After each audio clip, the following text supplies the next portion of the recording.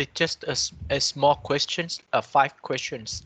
Actually, these 5 questions I have taken from the past exams question.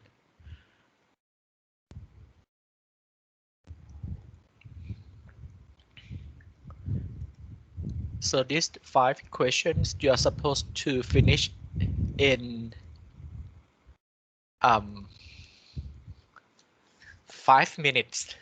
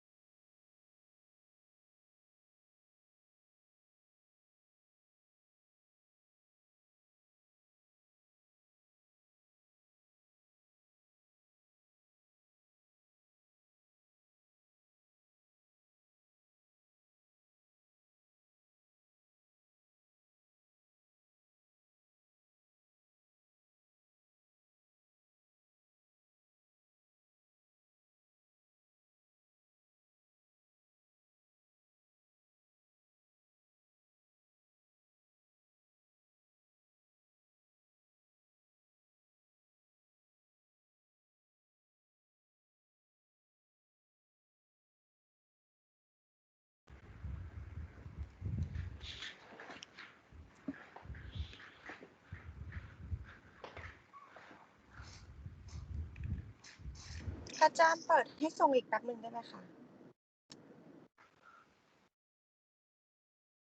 อะไรฮะ กดส่งไม่ทันเมื่อกี้ ไม่ทัน กดส่งไม่ทัน ขอส่งอีก1 นาทีได้ไหมคะเพิ่มให้1 นาที หนูก็ไม่ทันค่ะ เอาไว้คราวหน้าแล้วกันนะ อันนี้เป็นควิสเล่นๆเฉยๆนะฮะokay. First of all, I'd like to inform you something. I'm not sure whether it is the good news or the bad news for you this afternoon. I'm not able to conduct the class in the afternoon. So, but anyway, this morning I have already record the clips describing about what we are going to do in the labs today, and about the background informations, the procedure to measure the parameters called the total gel down nitrogens and the ammonia, and also the results that will be distributed to you by 3 o'clock this afternoon. So you can have a look in the meantime in this afternoon. And but anyway, the quiz will be there starting from 1:30 as usual. But just you have to see the video clips instead.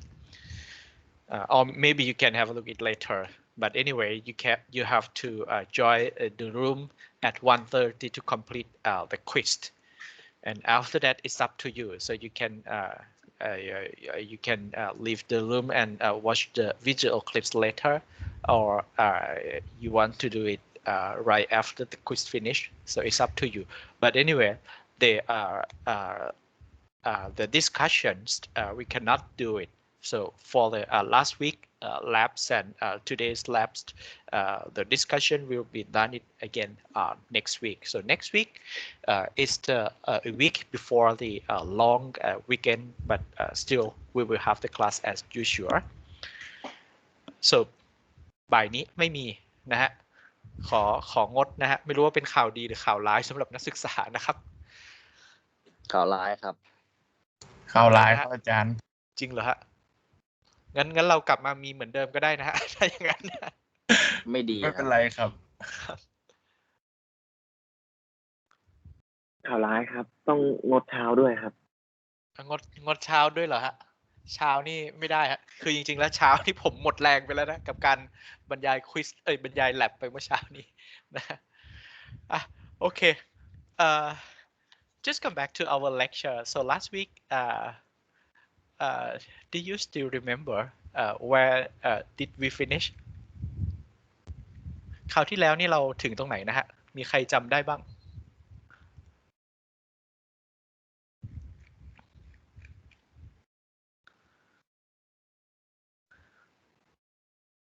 เดี๋ยวผมขอเปิดดูแป๊บหนึ่ง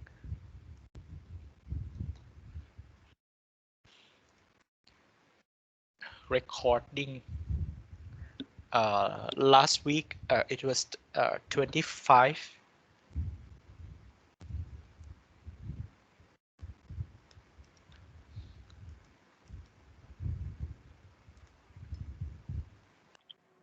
stability หรือเปล่าครับ stability ใช่ไหมหรือเปล่าคือพอดีเทอมนี้นะฮะมีความพิเศษอยู่อย่างนึงคือผมดันสอนอยู่2 section ภาคปกติแล้วก็ section TEP ซึ่งปกติผมไม่เคยสอน2 section ที่เดียวมันก็เลยแบบคล้ายๆกันนะฮะ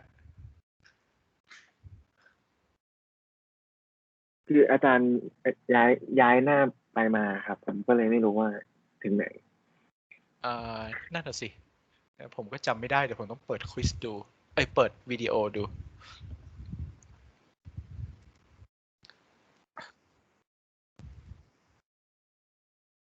จ้าครับหมายถึง example calculation แค่นั้นเอง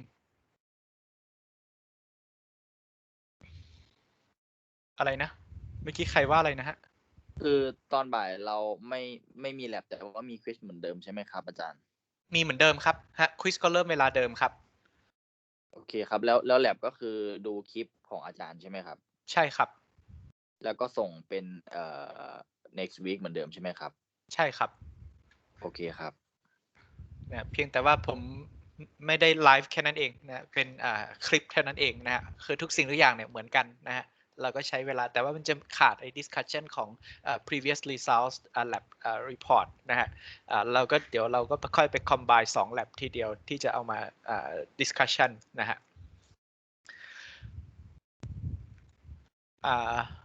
okay so last week I think we have completed up to here so we left this examples of calculations about the grid chamber. Okay, we just come back to these examples again. Okay, so I have to share this page. I'm now on the presentations files.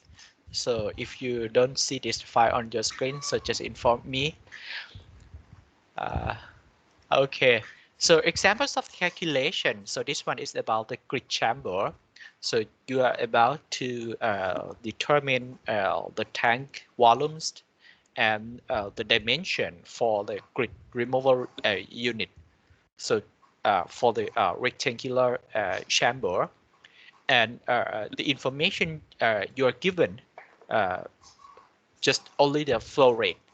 Average flow and the peak flow. But as the engineer, you have to think about what types of flow rates we will have to use to decide the grid removal units. So based on our knowledge, you must know that all the units operations and whatever the units which are the parts of the physical treatment process, we have to apply the peak flow to determine the size. So in terms of the size determinations for the or the unit operation in the primary treatment, we need to use the peak flow. So in this question, you have to pick up this value, not this one. Average flow is normally not used for the size determination in this case, but in some case we need this information. But in this case, we only use the peak flow. Okay, for the channel types, if we use the rectangular chamber, the rectangular chamber is something like this. This one, the rectangular chamber, actually it's supposed to be the rectangular, but they just make it a little bit inclined in the bottom zones of the sedimentation, just to allow the grids easily being collected in the storage below. That is why they make it a little bit inclined like this, but actually it is the rectangular types. So we are going to determine the size based on this kind of chamber, rectangular chamber. And what we really need to what kind of information we really need to determine the size other than the flow rate. You will be given only the flow rate. This is the normal situations. Only the flow rates you will be given, but other information you have to find out by yourself. According to the procedure to determine the size,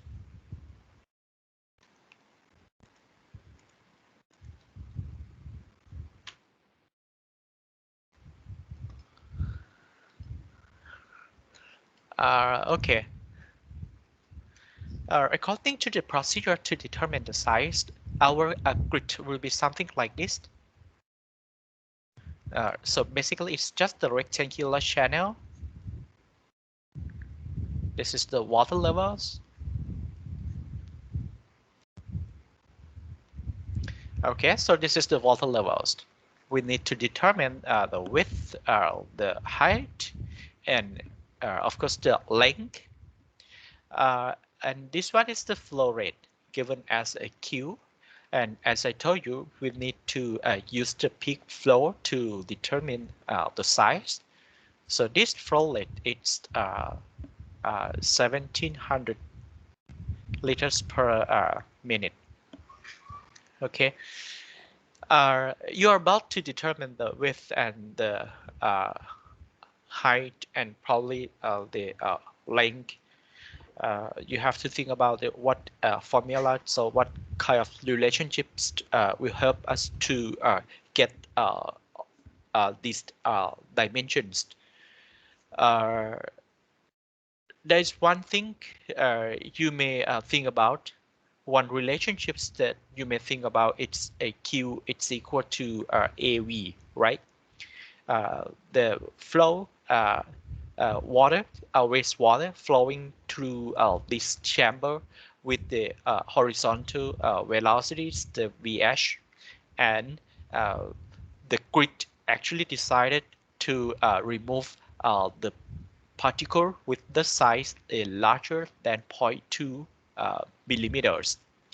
So this 0.2 millimeters, they also need to settle to the bottoms of the chamber with the settling velocities of Vs, and this Vs for the particles with the size of 0.2 millimeters, this Vs is equal to 0.021 meters per second. And for the horizontal velocities, this is also one of the questions in the quiz we had in the beginning of the class. So the horizontal velocities, we have to maintain it at 0.3 meters per second. We cannot make it higher or we cannot make it lower because at 0.3 is the optimum velocities so that these particles can actually settle to the bottoms of the chamber. So if you make it higher, like a 0.6, none of the grids will be precipitated. We want the precipitations occur. We want the sedimentations occur inside this chamber. That is why we make it 0.3. Smaller than 0.3 is also not good because if you make it smaller, it means that you need a bigger size. This we are also not good, or you need the flow rates, maximum flow rates cannot be achieved. So it's a matter of size if you're making it lower, but if you are making it higher, it's a matter about the sedimentation. So the optimum value is 0.3 meters per second. So these two are basically the criteria we use to determine the size, or we use to decide. The size actually means the size determination. Okay. For this one, if you are going to determine width into height, these cross-sectional areas, if you want to determine width into a height, so this will be equal to the flow rates divided by horizontal velocities. And from the previous analysis last week, we have come up with the relationships between the length and the maximum water height. The length should be at least 18 times of the maximum water height. So this is the water depth. Okay, so this should be 18 times of the water depth. So if we know the water depth, we can obtain the length of the chamber. You can simply substitute this value into our relationships calculations. Just change this one into cubic meters per second and then divided by 0.3 meters per second. You finally get the areas. Just convert these liters per minute into cubic meters per second. Don't make a mistake by taking the average flows to determine the size. So if you are taking the average flow, if I have to give you a point, you will get a 0 point because it's zeros from the beginning. Okay, so you have to pick the peak flow in case if you want to determine the size. In this case, screen, grid chamber, and even primary sedimentation tank, you have to think about the peak flow. You have to apply the peak flow to determine the size. Okay. What about the width and the height? As the engineers, based on our experience, you have to pick up the right shape, the right size. So you may think like what should be the width and what should be the height. As the engineers, we have to decide it by ourselves. So if in this case, if I proposed like the width should be equal to the height or the water depth, or it's basically the square, okay, basically the square. So you can determine the width accordingly. Or you may think like the width should be like a width to height ratio should be 1:2, so it's up to you. But in fact, you have to think about the real situation. So what size, what proportion should be the most appropriate. But that is the method of the design. So if you are really interested, we can actually offer the another course concerning about the designs only. But in this course, only the size, basic size determinations is enough for you to be able to determine. But the details about the designs, maybe if you have time or if you are interested, you can take the elective course, another elective course about the design process. But anyway, if I propose like a width is equal to the water depth or a square shape, you can find out the width accordingly, meters. And since the width is equal to the water depth, so you can get the length. So finally, what should be the size? So if I proposed this concepts of the size, so you will get the width approximately 0.3 meters, and water depth also 0.3 meters. Length is 0.3 into 18. This would be 5.4 meters. So this is the size for the grid chamber. Remember that it's just water, the size for the chambers to hold the water. This is not include the freeboard. Okay. In this case, if you really want to provide the chamber, the height may be a little bit increased. You can make a 0.5 added 20 centimeters height. So this is a kind of what we normally call a freeboard.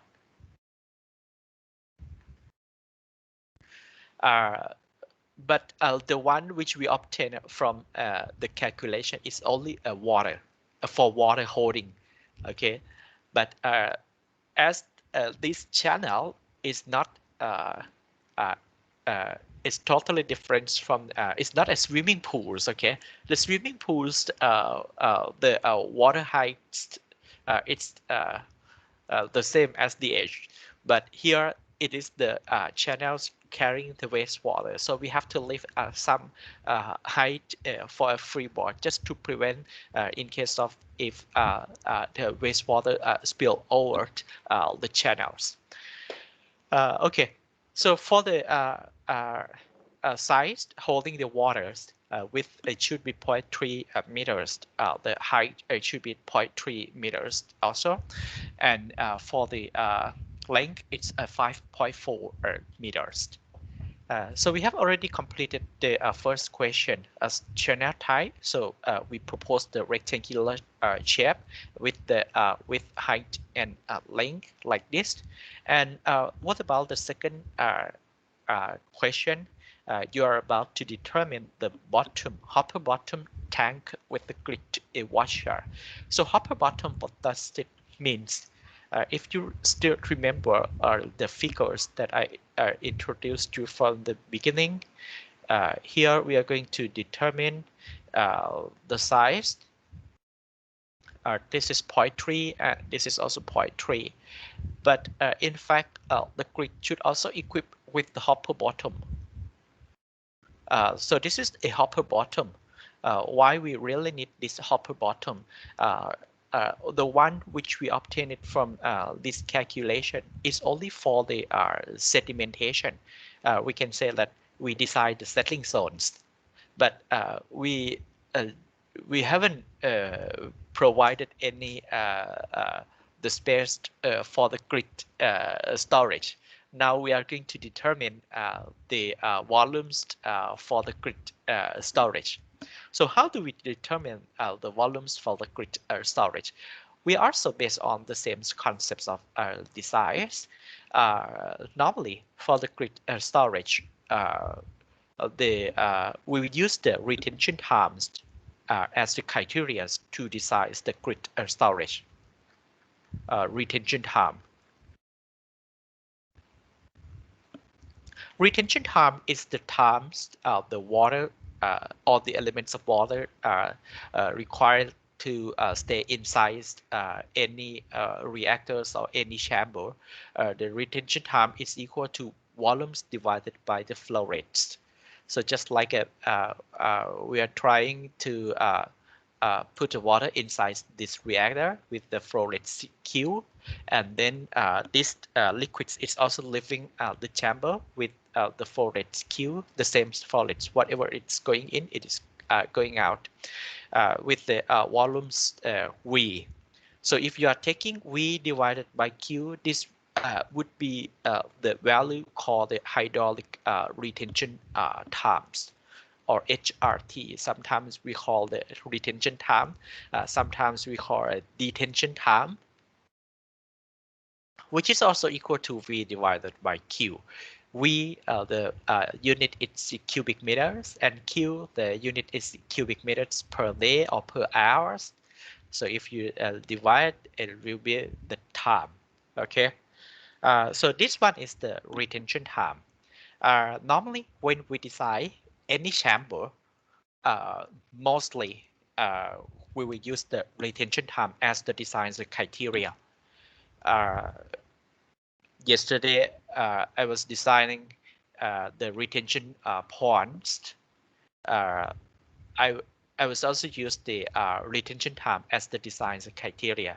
So for example, see if I want to keep water inside this tank for 4 hours, and then the flow rates get into this tank. There are actually 6 people living in that house, and each person consumes like 200 liters per capita per day. So totally wastewater generated from this house is 1.2 cubic meters per day. So if we know the flow rates like this, if we know the detention times, we can determine the volumes of this chamber, which is equal to Q into time. Q it's 0.2 cubic meters per day, and time it's 4 hours, so that you can determine the volumes. So normally, if we are thinking about the volumes determination for the any unit operation used in water and wastewater treatment, the first criteria we may think about is the retention time. So if I ask you to design to determine the size of the sedimentation tank, the detention time for the water keeping inside this tank is like 6 hours or 8 hours. You should be able to determine the size accordingly, because this chamber, there are always water coming in and going out. It's like a continuous process. Okay, it's a continuous process. For the continuous process, we can determine the times. Okay, and the times is always given as the design criteria. But just come back to the grid storage. The grid storage retention time we generally use is in between 2 to 3 minutes only under the normal flow or the average flow, but it can be reduced to only 1 minute at the peak flow. Okay, at the peak flow, it can be reduced to only 1 minute. Because the flow rate is higher, is getting higher, so that the times can be reduced. According to this design criteria, so how do we determine the volumes of the grid storage? So the volumes of the grid storage is equal to Q into T. The flow rates, it's also the same. I'm not sure how much do we get in terms of cubic meters per second. Cubic meters per second. It is about 0.028 cubic meters per second. So if you are taking 0.028 cubic meters per second, it doesn't have to be this unit. Because the criteria is already given in terms of minutes, and this one is also expressed in terms of minutes. If we are taking this one, 1700 liter per minute, and then the time is 1 minute. Finally, you will get the volumes of the grid storage, 1 minute at peak flow. Okay, so 1 minute at the peak flow. So we are taking the peak flow, so that the criteria that we use, it could be a 1 minute, and you can determine the volumes. And for the normal flows, you can multiply by 2 or 3 minutes. You can select 2 or 3 minutes. It depends on the flow that you decide. So this is the principles of the size determination in general. There may be some other complicated process associated with the designs, but this one is the simplest forms of the size determination, the simplest procedure to determine the size in general. Okay, normally we determine the size based on the time, and the time is normally the criteria we used to determine the size. So you finally get the volumes of the grid storage. So this is how we obtain the grid storage, and also the chambers, which we allow the particles to settle.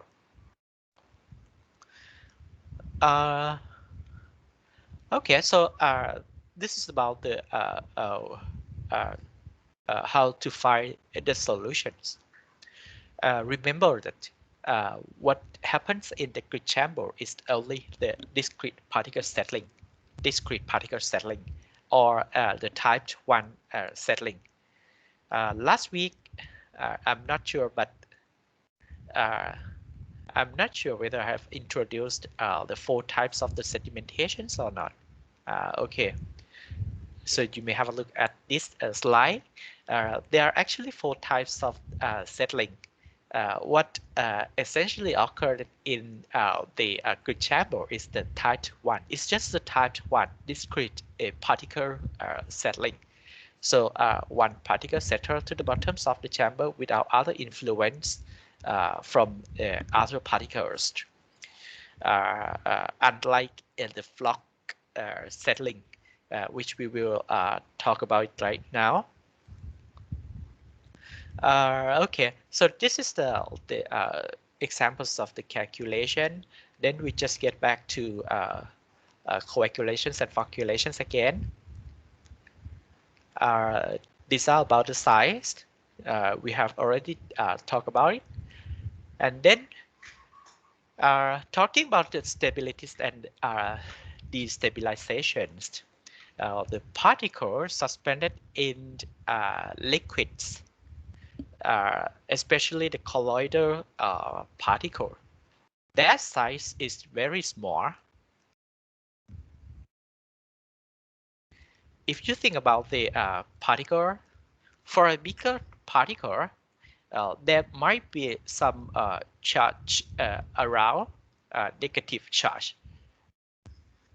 But if you think about the wedge, the magnitude of wedge, which equal to m into the gravitational gravity accelerations, you will find the magnitude of wedge is much greater than the magnitude of the electrostatic force which occur on each other, so that the magnitude of this one is can be neglected and cannot produce any effects on other particles. That is why for the grid particles, only the wedge play the role in bringing the particle centers to the bottoms of the chamber.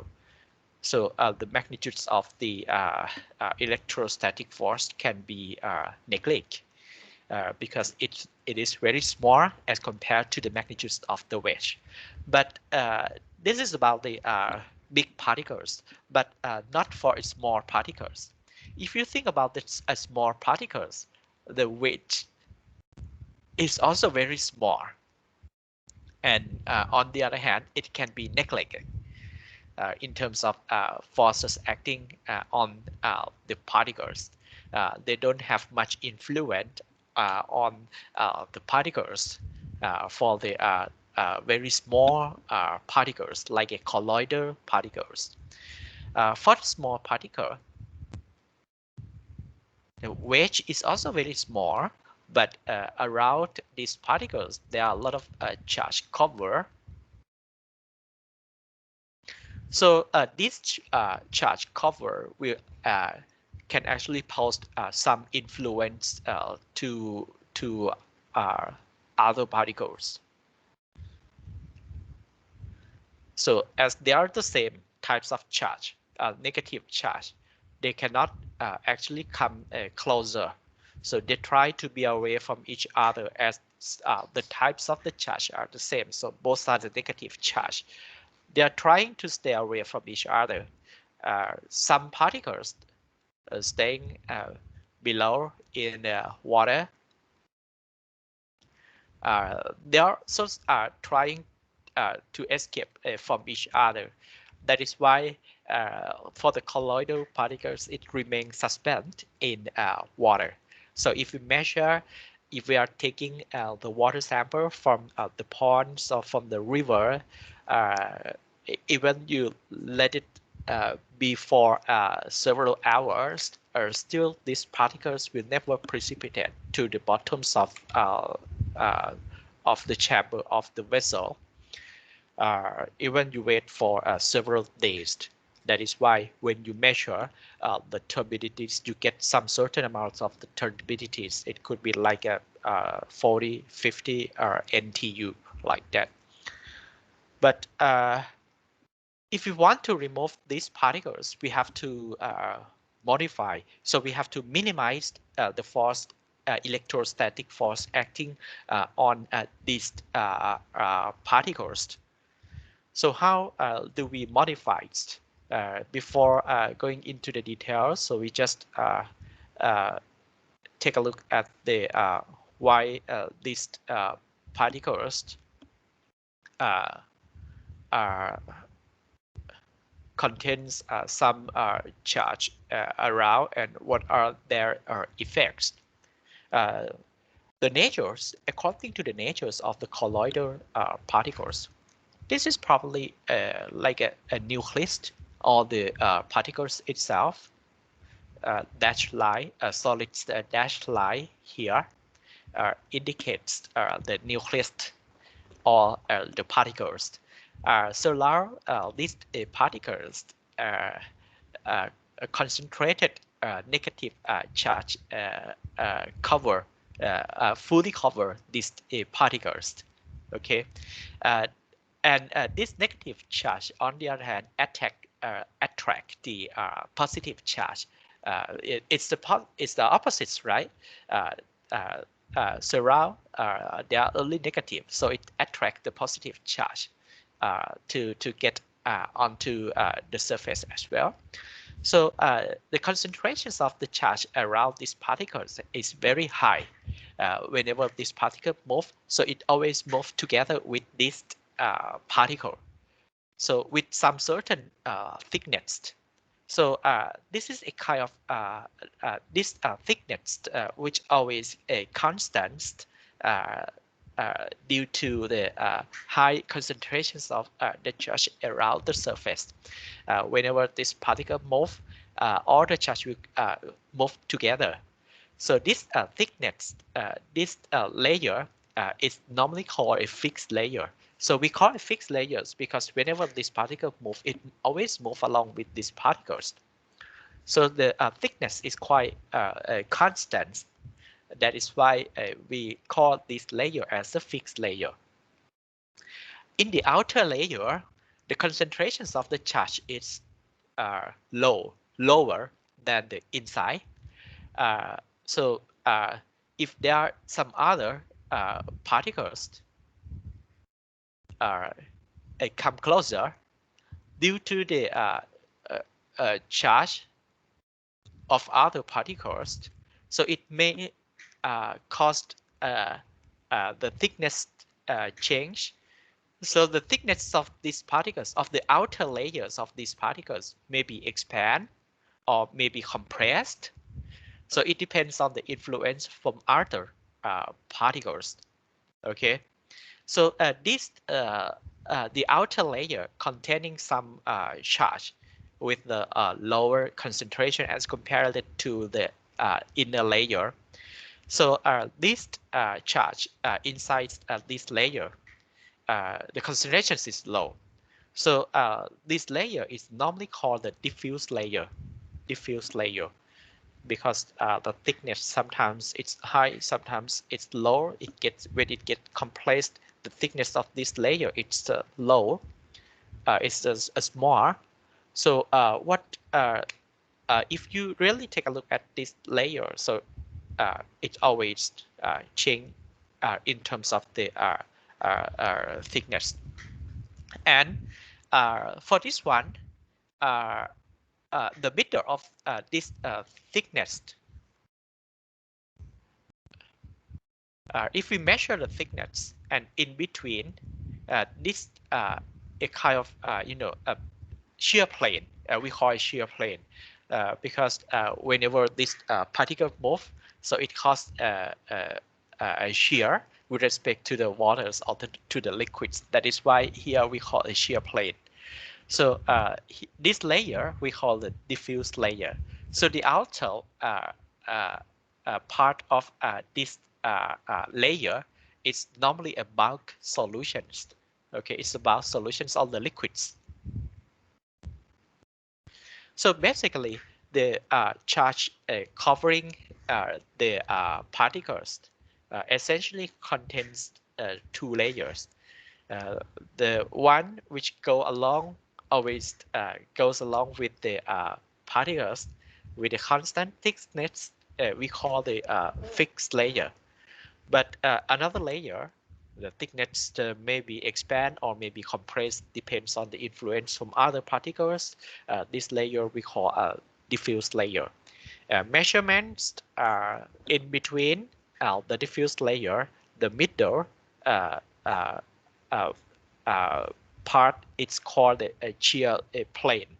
So shear planes indicates like whenever this particle move, so it there is a shear occur between these particles and the bulk liquid outside. If we measure the potential, as these are all about the electric electrical double layer the charge cover in the entire particles so that we can measure the potential. So if you measure the electric potential near the surface, on the surface of the particles, you will find the potential reach the highest. And at the outside of the diffuse layer, the charge where there is no charge. Theoretically speaking, outside the diffuse layer, there's supposed to be any charge. So if you measure the potential, so it could be a 0. Okay. But if you measure the potential between the shear plane and the outer or the end of the diffuse layer, the difference between this potential we obtain it is normally called the zeta potential. It's normally called the zeta potential. So this is the theory about the colloidal particles. So why it remains suspended? Because high concentrations of charge covering in both a fixed layer and the diffuse layer. And it depends on other particles. The diffuse layer, sometimes it can be thick, sometimes it can be compressed. So it depends on how the colloidal particles move. So if it come closer, the diffuse layer thickness may be changed. And if we could reduce the diffuse layer thickness, we can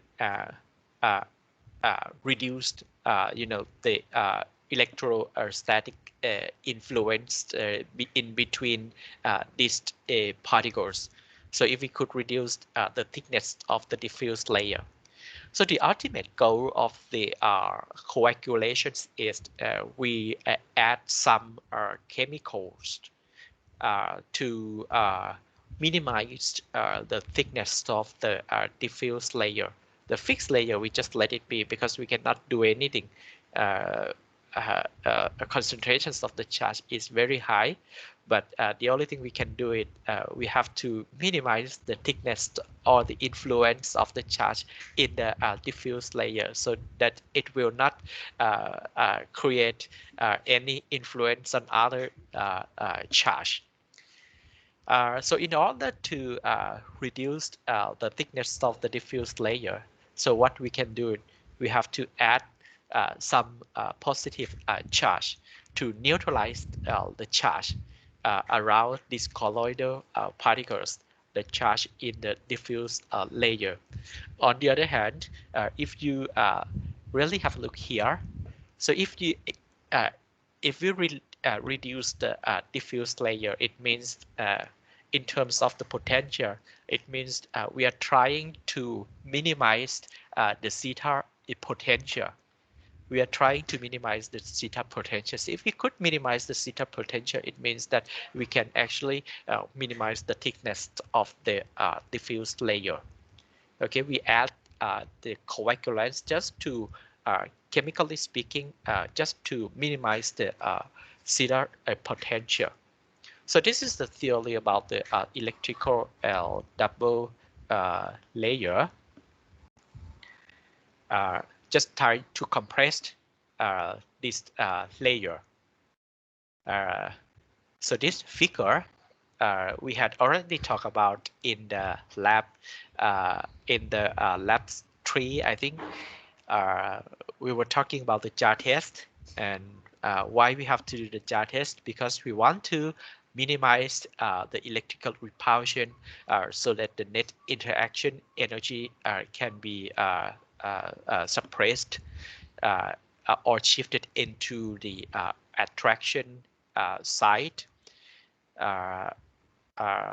The attractive energy created by the van der Waals attraction, but the repulsive energy created by the electrical repulsion. So if we could minimize the repulsion and then enhance the attraction so that all the small particles can get attached to each other, becomes a bigger size, called flux, and finally settle to the bottoms of the sedimentation tank within a reasonable time. Okay. The colloidal particles, it may settle to the bottoms of the chamber, but if it takes like a days, as the engineers, as the metal metropolitan water authorities persons, they may not be able to wait for such a very long time. But if we wait for a long time, uh, just think about the design criteria that I have just explained in the beginnings of our class, our today's class. So we determine the size by taking a Q into the HRT. So if we are taking a long HRT, what will happen? The size will be very large. So the larger size is not good in terms of the engineering economic. So we have to uh, only allow the flux setter within a reasonable times. Reasonable times means few hours. 4 hours is acceptable. 6 hours, maybe a little bit longer. 8 hours is too long. So 3 to 4 hours is reasonable in this case. Okay, so we are trying to minimize the electrical repulsion in terms of the chemical point of view for the coagulations and flocculation. So the particles suspended in liquid like this, we call it, they are having very high stabilities or very stable. So if we try to compress the diffuse layer, it means that we are trying to destabilize the particle. So when we talk about the stabilities and destabilization, means we talk about the how we can compress the diffuse layer. So how we can minimize the charge covering the particles. We add the opposite charge. Mostly the charge covering the particles is the negative. Then we add the positive charge coming from the some kind of metals, so that all the charge can be neutralized, so that the thickness of the diffuse layers can be compressed. And then this is the process called the destabilization. So if it remains suspended, we can say that the particles are very stable. So we have to minimize the stabilities of the particles. So that is in terms of the scientific point of view. So coagulation is the process. We add the chemicals, right? So we try to add the chemicals to destabilize the particles, change from the stable to unstable stage. That is the meaning of the coagulation. That is how we are dealing with this process. For the floculations is the process. We enhance the contact, we enhance the collision. We expect that the small particles will get attached to each other, become big particles, and settle to the bottoms of the chamber within a reasonable time. So coagulation always followed by the flocculations, and flocculations always followed by the sedimentation. So it comes as a series. Coagulation first, then followed by the flocculations, and then end up with the sedimentation. Coagulations and flocculations are part of the secondary treatment.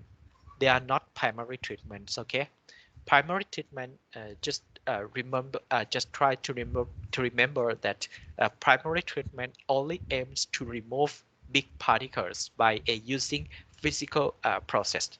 But whatever the unit process and unit operation used the chemicals, apply the chemicals along with the removal mechanisms. Those process we normally call the physical chemical process. So physical in combination with the chemical process to remove these contaminants. We call the physical chemical process. Actually, the water contains only 5 particles or the dissolved particles. For the 5 particles or the dissolved particles, we need to modify some chemical characteristic. We need to modify some biological characteristic. That is why these are part of the secondary treatment process, not the primary treatment process. Okay, so this is about the definitions of the coagulation and flocculation. We apply the coagulants in the labs.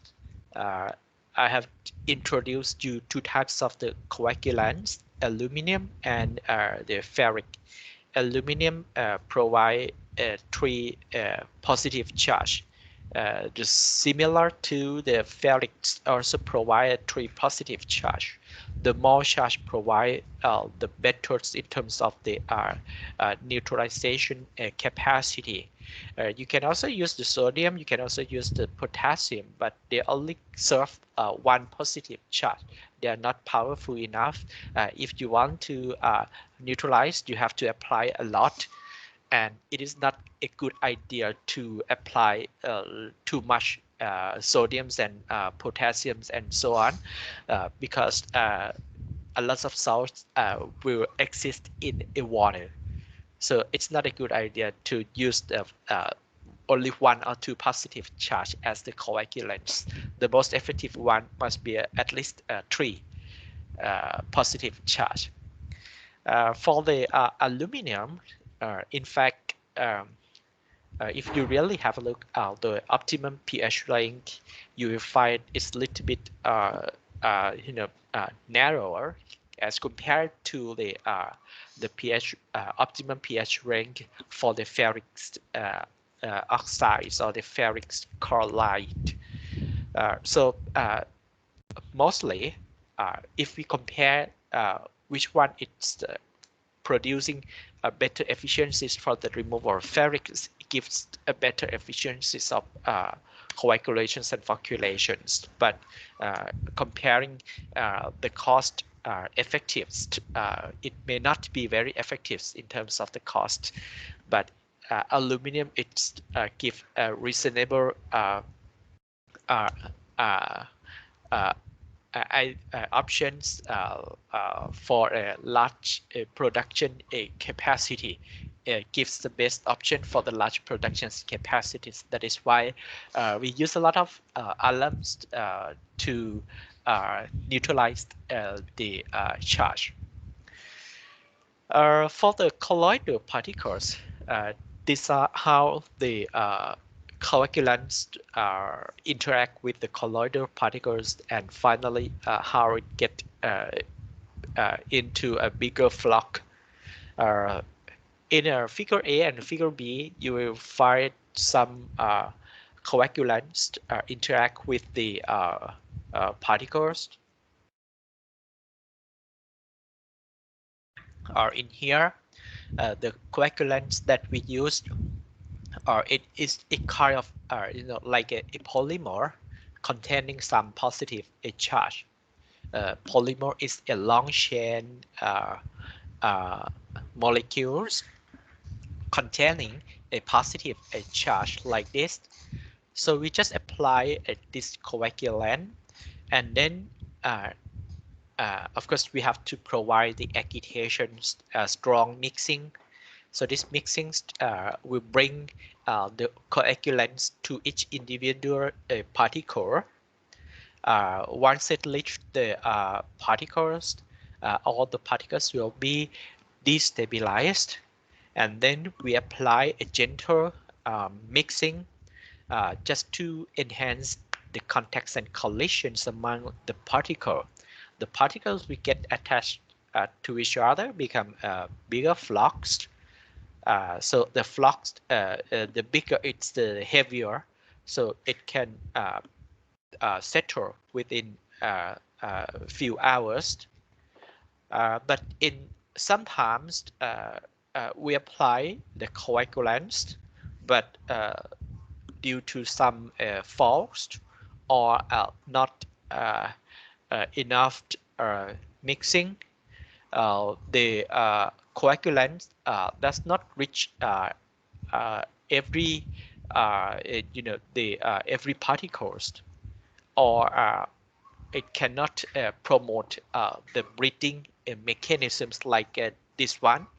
So we add a polymer like this, a long chain coagulant molecules like this. So instead of it create a breathing with other, but it just get back to the same particles, like as it showed in these figures. This one, if we added the positive charge, so and if it becomes like this, maybe due to the mixing problems, it may give the opposite effects.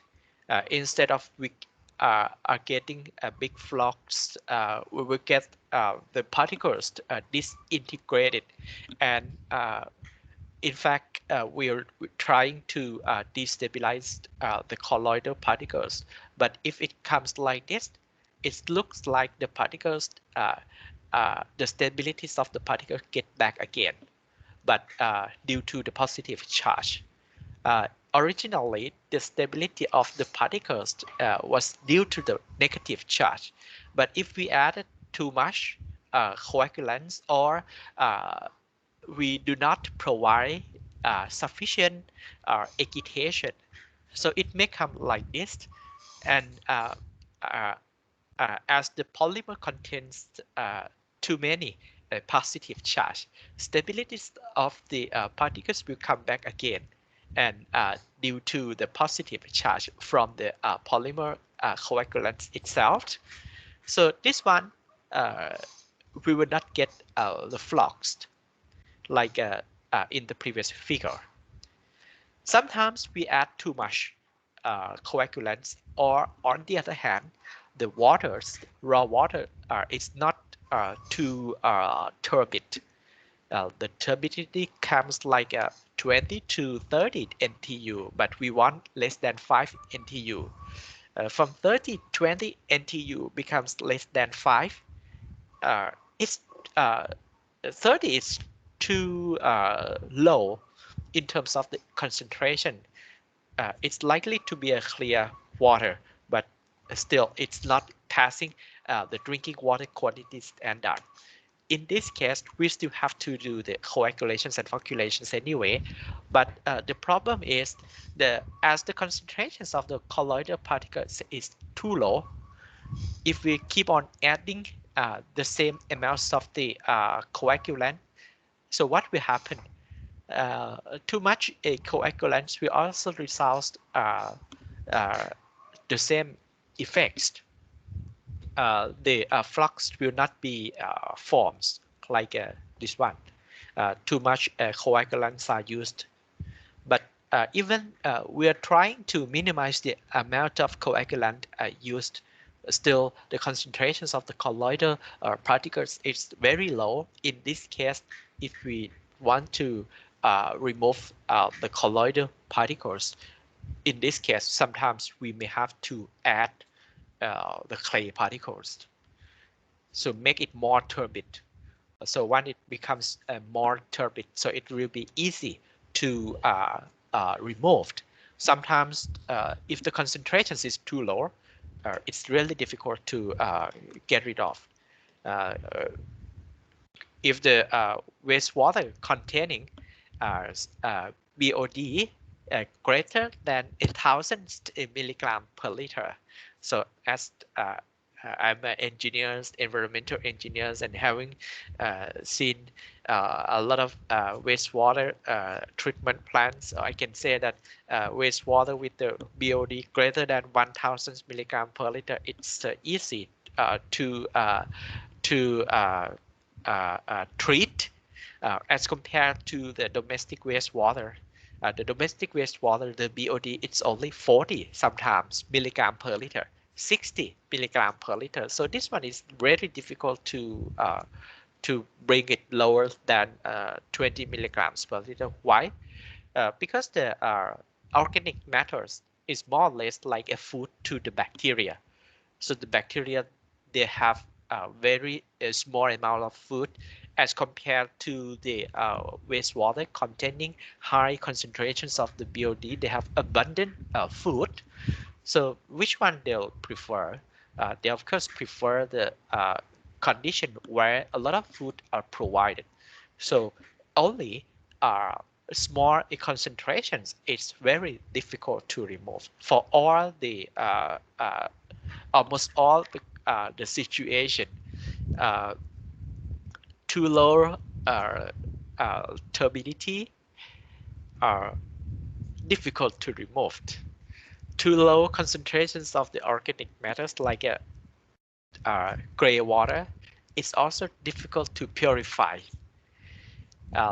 To make the tapped water become a drinking water, tapped water, the quality is already good, but still not as good as to become a drinking water in terms of somebody's point of view. So we have to purify the tapped water to really becomes a drinking water. Some trace pollutant needs to be removed. So we have to apply the advanced process like reverse osmosis or the membrane process to remove such a very small contaminants. So in that case, it is difficult, of course, and it is very costly because we have to impose advanced technology to remove such a very small quantity from water. That is why they sell you the drinking water, one bottle, a small one. You bought it from the canteen. They sell you like a 5 baht per bottles, and one bottle it's 0.5 liters. Generally speaking, 1 liter costs 10 baht. 1 cubic meters cost 10,000 baht. Very costly as compared to the tapped water, which costs only 26 to 27 baht per cubic meters.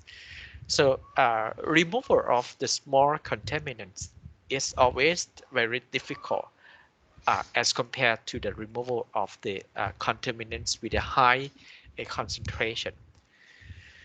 So this is about the applications of the coagulants into the water containing some colloidal particle.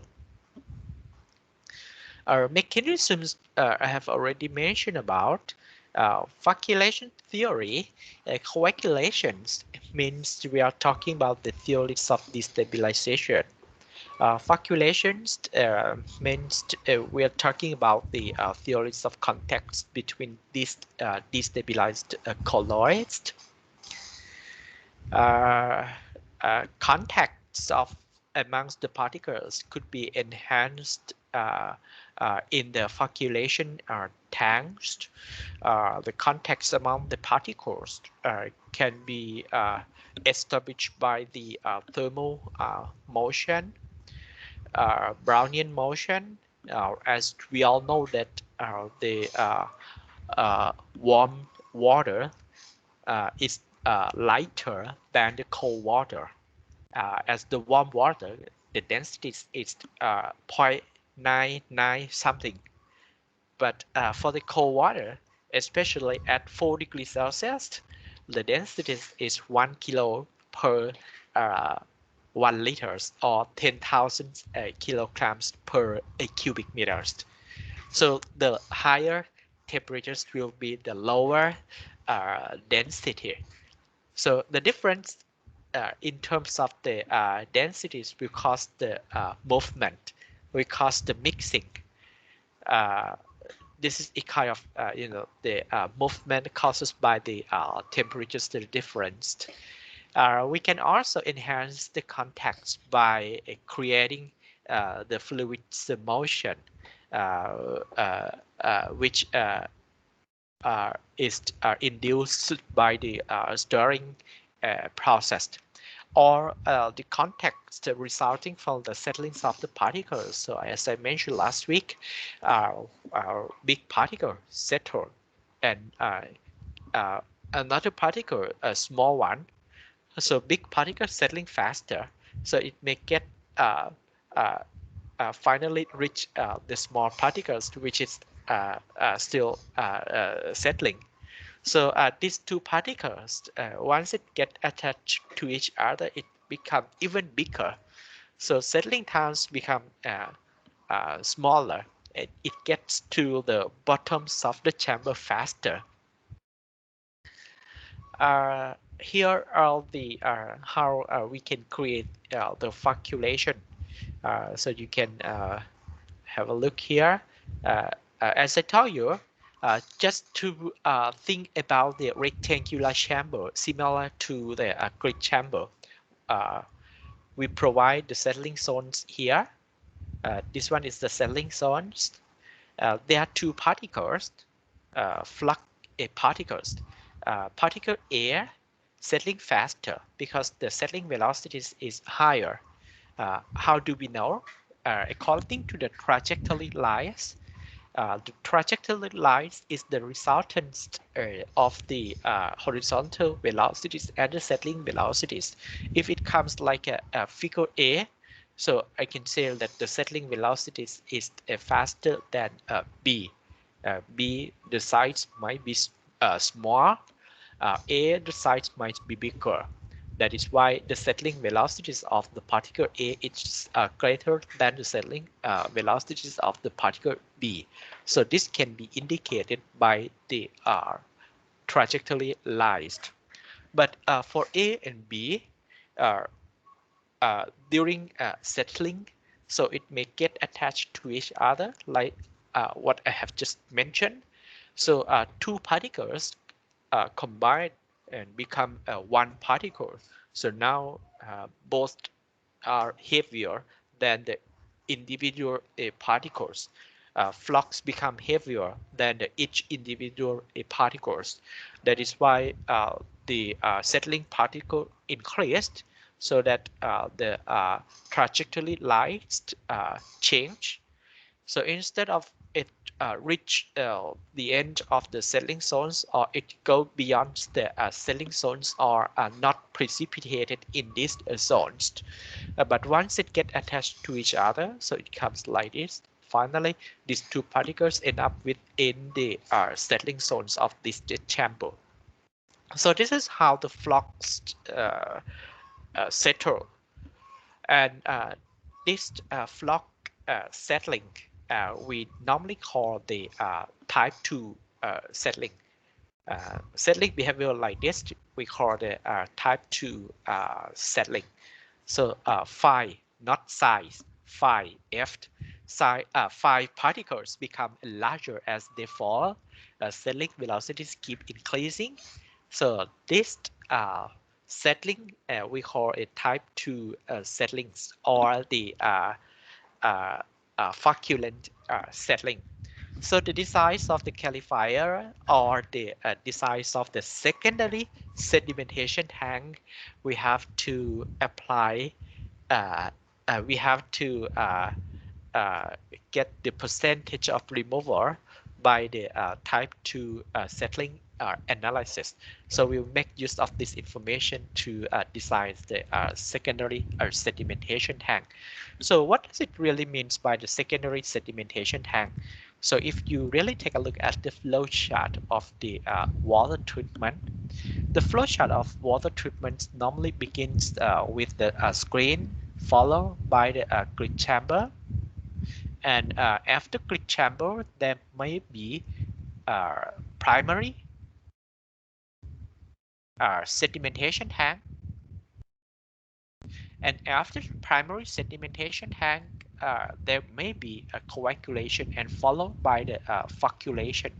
And after flocculation, we need the sedimentation tank again. This sedimentation tanks we call a secondary sedimentation tank. Okay, And after sedimentation tanks, we are not sure that whether all the particles settle to the bottoms of the chamber. Sometimes the supernatant remain turbid. That is why the next unit operation we should provide is the filtration process. And after filtration, we need to keep the tanks in the clear well where the chlorine will be applied. And after chlorine applied, we distribute this water to the community. You can see here, it is possible there might be two sedimentation tank in one plant, but I just want to make it clear that this tank is only part of the primary treatment, but this part it's only for the secondary treatment. So they are different. Primary sedimentation tank is similar to the grid chamber. Whenever we design this unit, we need to use the peak flow, and sedimentations of the particles in this tank follow the type 1 like the grid chamber. All the particles settle in primary sedimentation tank and the grid chamber, they are type 1 settling. So what does it really mean by a type 1 settling? Type 1 is the free settling, discrete particle settling.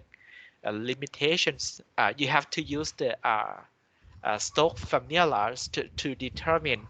You have to use the Stokes formulas to determine the settling velocities, and we are supposed that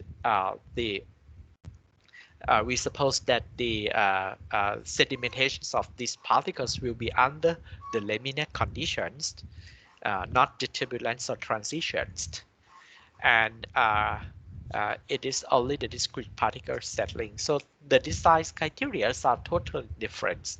And for a grid chamber, so if we decide to remove the particle, larger than 0.2 millimeters, those with the size larger than 0.2 will be 100% removed.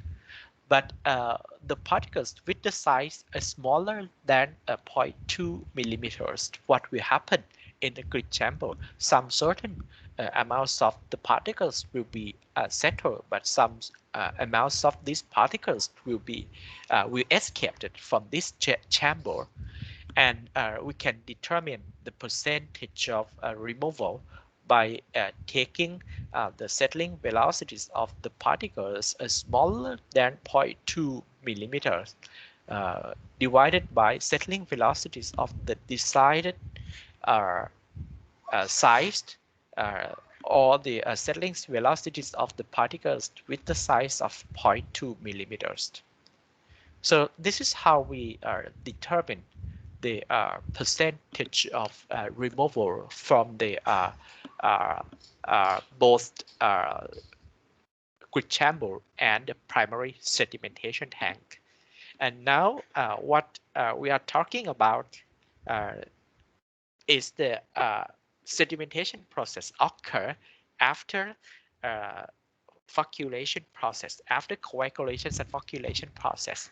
So this sedimentation tank must be a secondary sedimentation tank, not primary sedimentation tanks anymore. So the sedimentation process occur become like this. Two particles get attached to each other. More than two particles get attached to each other, becomes a flux, and then they settle in the settling zones within reasonable time. So this kind of sedimentation we call type 2 sedimentation. So the criteria for the designs are totally different. If you want to determine the percentage of removal, if you want to determine the percentage of removal, you cannot pick this relationship to find out the percentage of removal because the sedimentation mechanisms are totally different. It's not equal to the settling velocities uh, uh, with respect to the decided size. You cannot find out by using this relationship. And one thing you should remember, this is the flux particles. They never precipitated. They never settle like a discrete particle settling.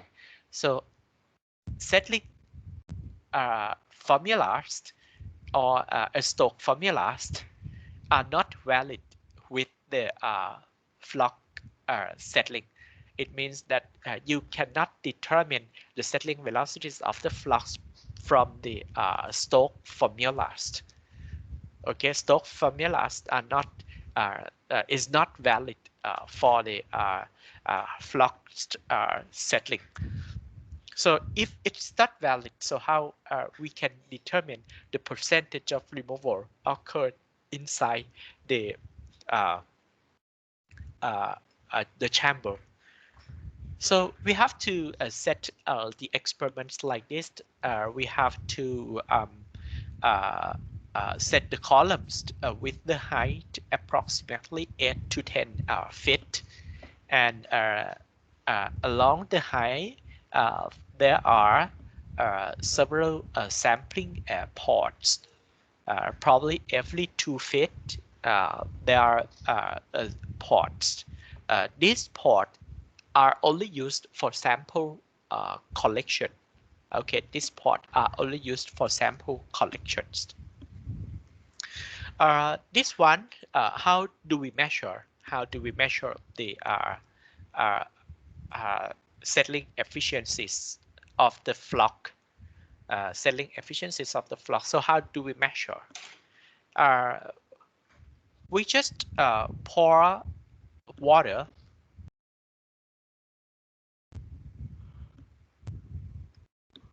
We can simply pour a water containing some flux inside into these columns. Just pour water into this column, and then after maybe 30 minutes, 15 minutes, whatever you can decide. So after say like 30 minutes, after 30 minutes, you can just collect the sample from each individual connection like this. 30 minutes. So after collect the sample, at the 0 minutes, at the initial, we also measure the water characteristic. So you can measure in terms of the suspended solids, or you can measure in terms of the turbidity, NTU. Okay.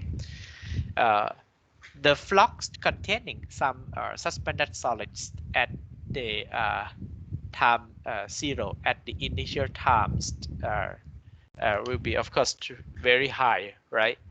But after 30 minutes, what will happen to the suspended solid concentrations from each port along the height?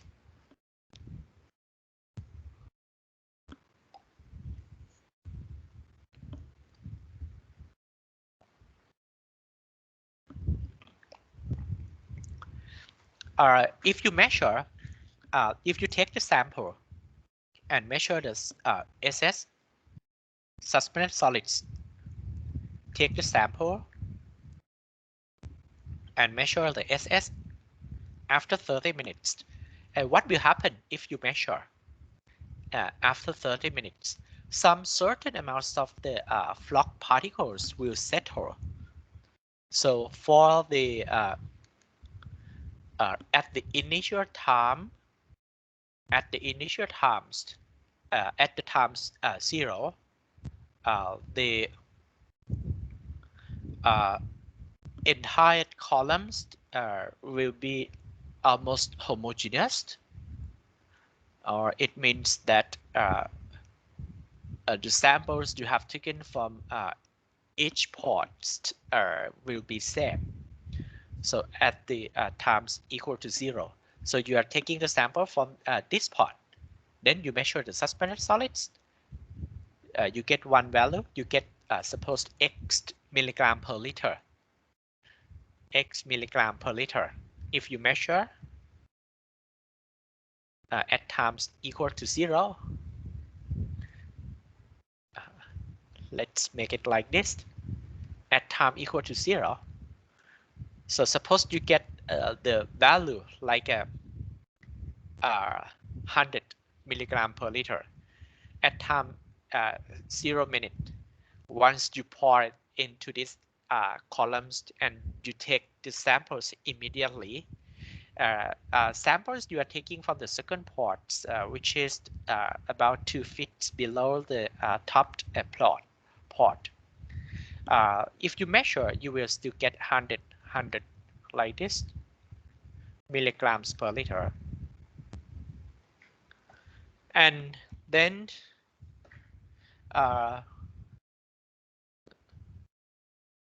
what happened? Somebody has just sent the message to me. Alaya. Okay. Okay. If you measure, if you take the samples again after 30 minutes, what will happen? If you take the samples after 30 minutes, so how the concentrations will look like? Some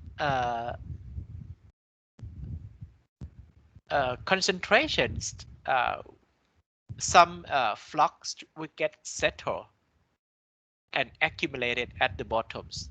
So at the bottoms, concentrations remain the same as the initials, or maybe it even getting higher. But at the top ports, the concentrations will reduced because some certain amounts of the flux already settle.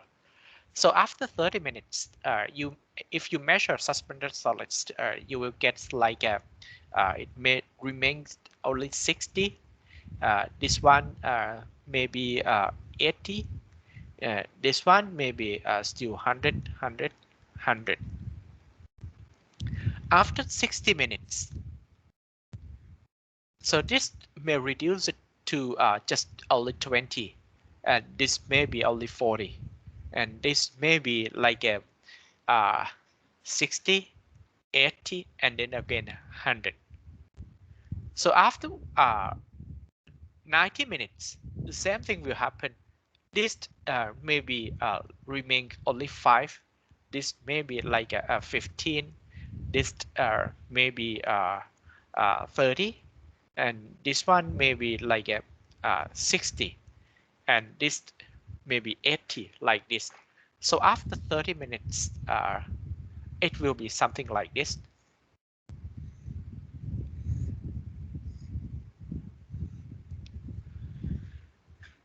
So if we take the samples from the port 1, 2, 3, 4, 5 and measure the concentration. So after 30 minutes, alternatively, you can propose the percentage of removal. Percentage of removal for 30 minutes, 60 minutes, and 90 minutes. So how can you determine the percentage of removal? So percentage of removal is equal to the initial concentrations is 100.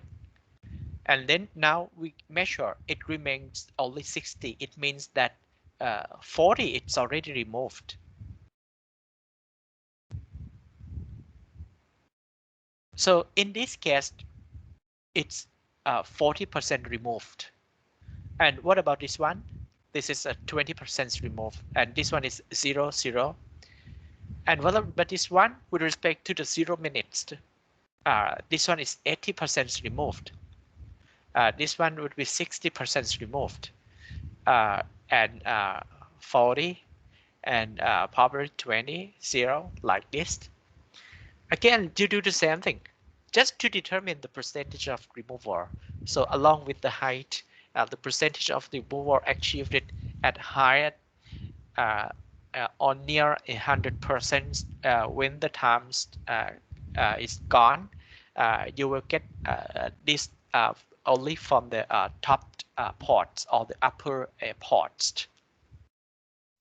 So according to this information, you will get the information from the first port, and then the second port. The concentrations is getting, the percentage of removal is getting higher when the times comes for the upper port. Then the percentage of removal, if you allocate the number in the graphs, if you allocate the numbers in the graphs like this, according to this information obtained from the table, so you put the percentage here. Suppose this is 30 minutes. So what are the percentage we obtained? 60, 80, 60% removal. 80, not 80 actually.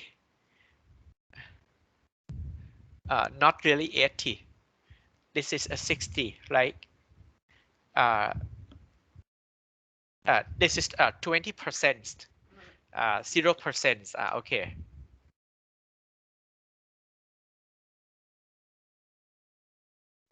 20%, 0%, 0%, 0%, like this. Then you put the number at each node. You put the percentage you obtain it from the analysis at each node.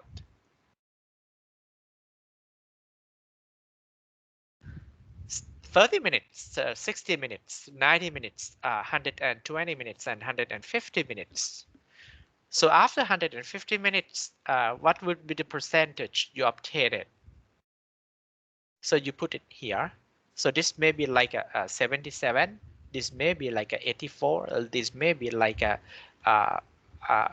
89. This may be like a 90, 5%, like that. So this may be like a 71%. This might be a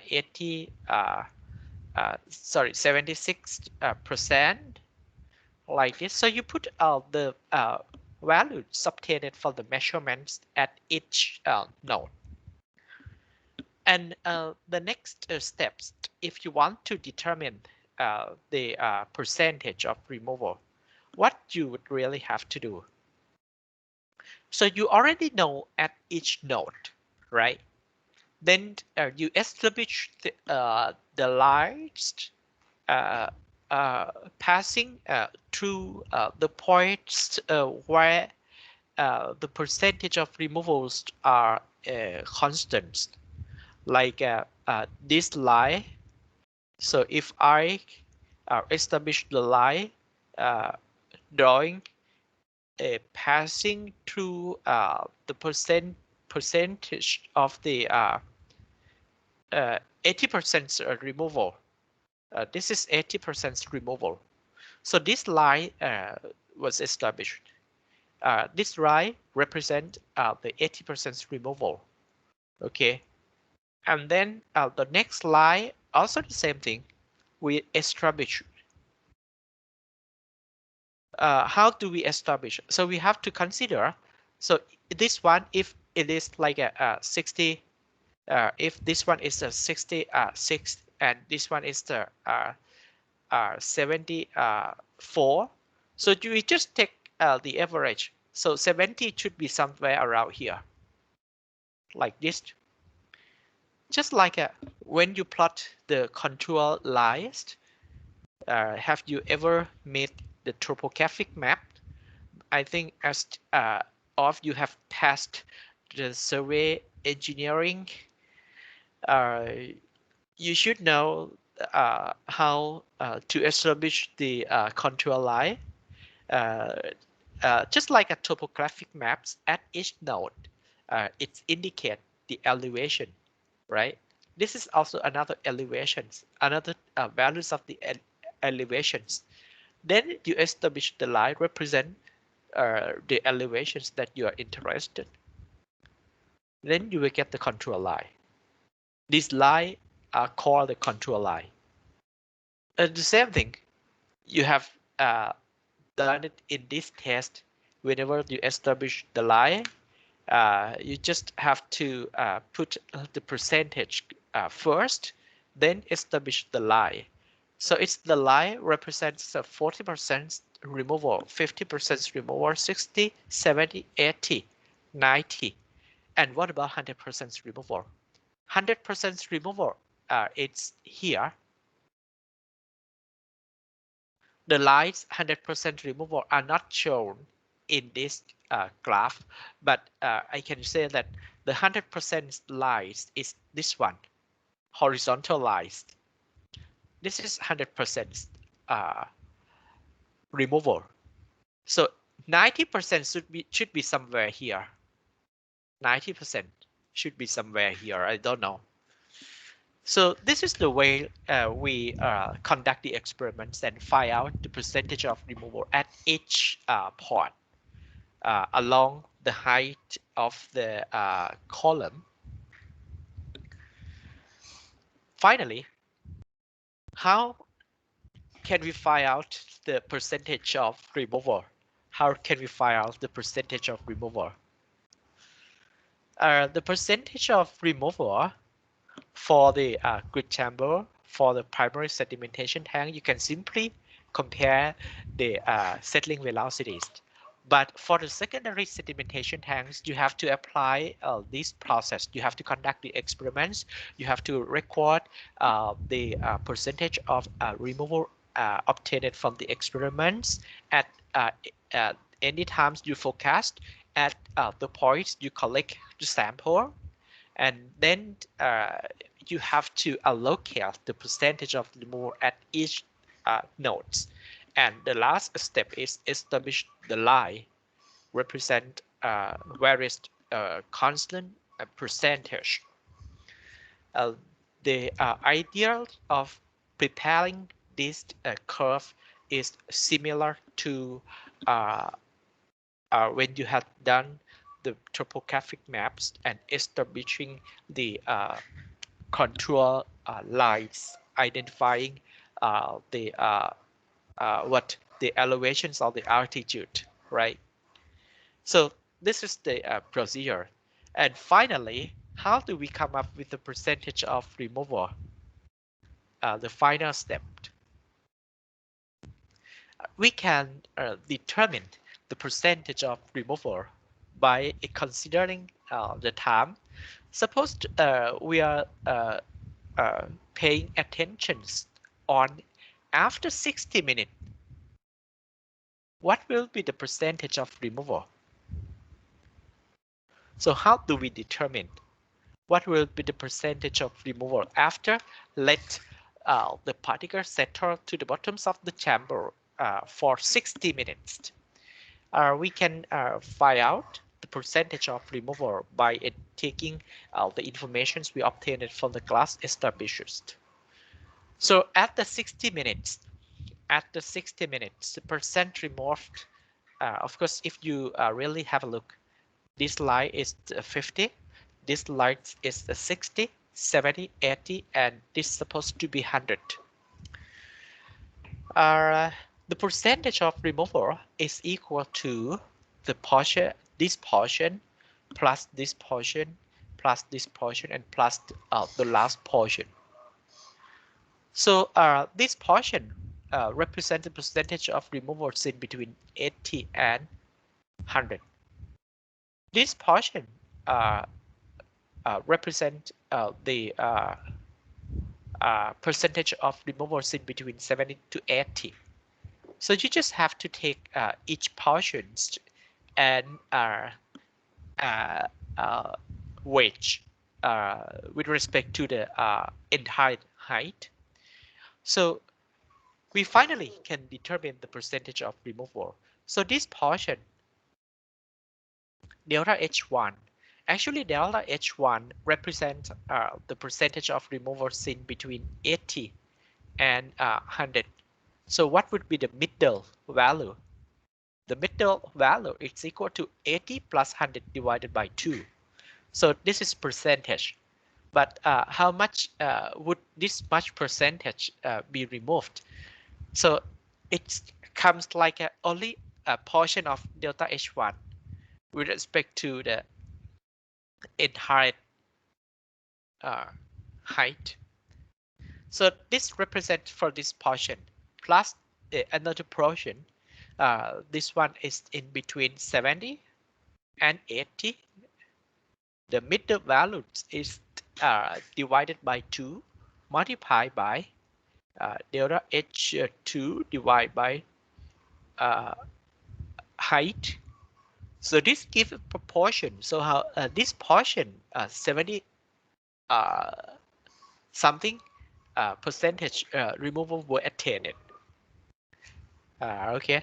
So finally, if we if we take a portions of delta H3 and then take a delta portions of delta H4, we will get the percentage of removal, like the overall percentage of removal.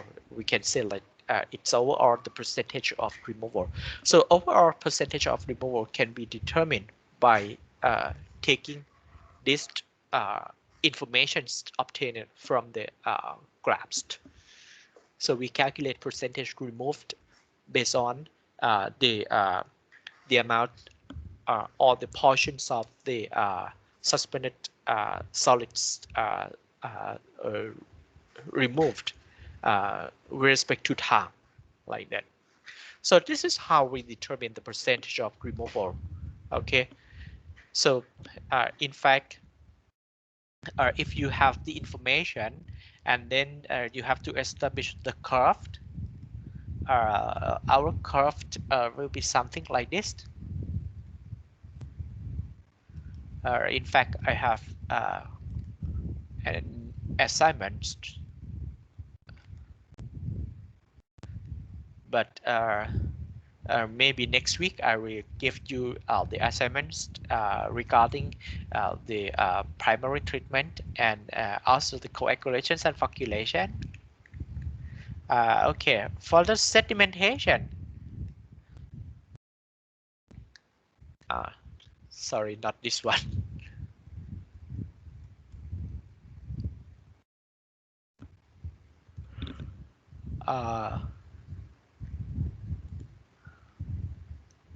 Okay, assignments and solution. A sedimentation type 2. Okay.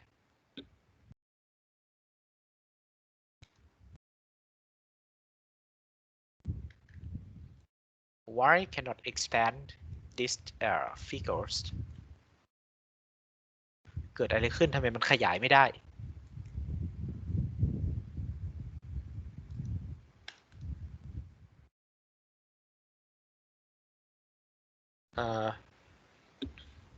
Okay, it's a little bit small. Okay, first you have to find out. So I better download. And then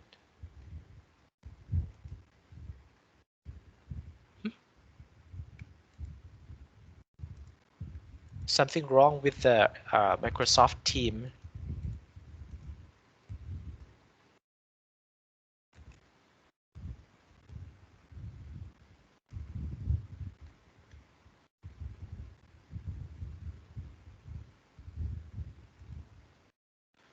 เป็นอะไรไม่รู้ช่างมันเถอะ เดี๋ยวแป๊บหนึ่งขอเปิดจากไฟล์อื่น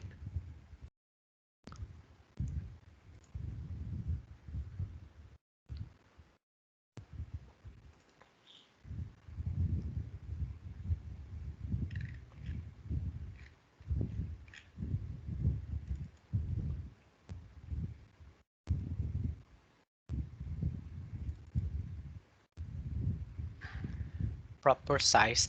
Okay, I got it.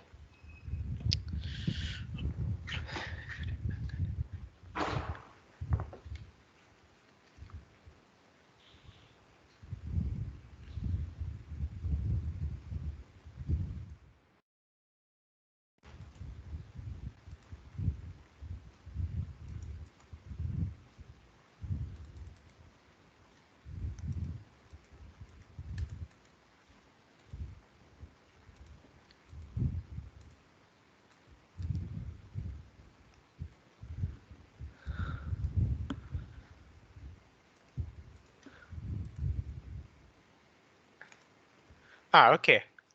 So this is the results obtained from the analysis. So we have to use the graphs.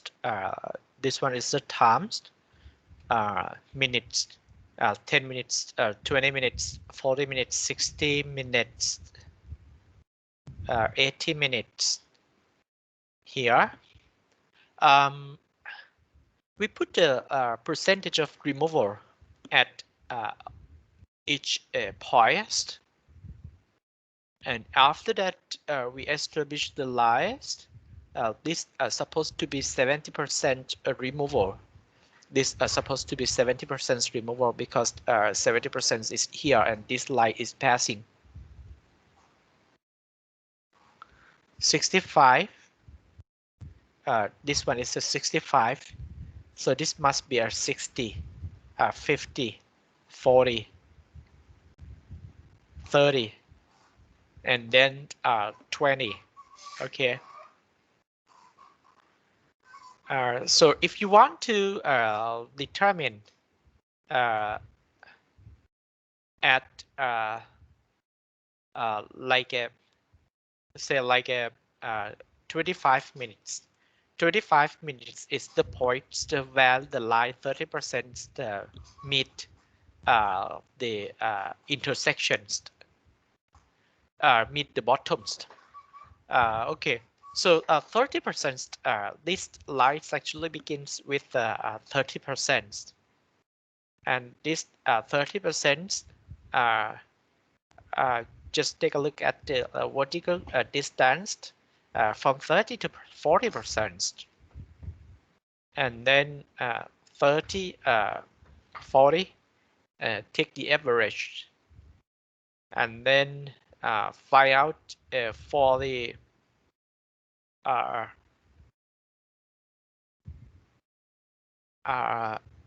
portion divided by the entire portions. This one is 4 meters. So just measure from here to here. How much would that be to the intersection? And then with respect to 4 meters, plus from here to here, and the third part and the last part, you will get the percentage of removal accordingly.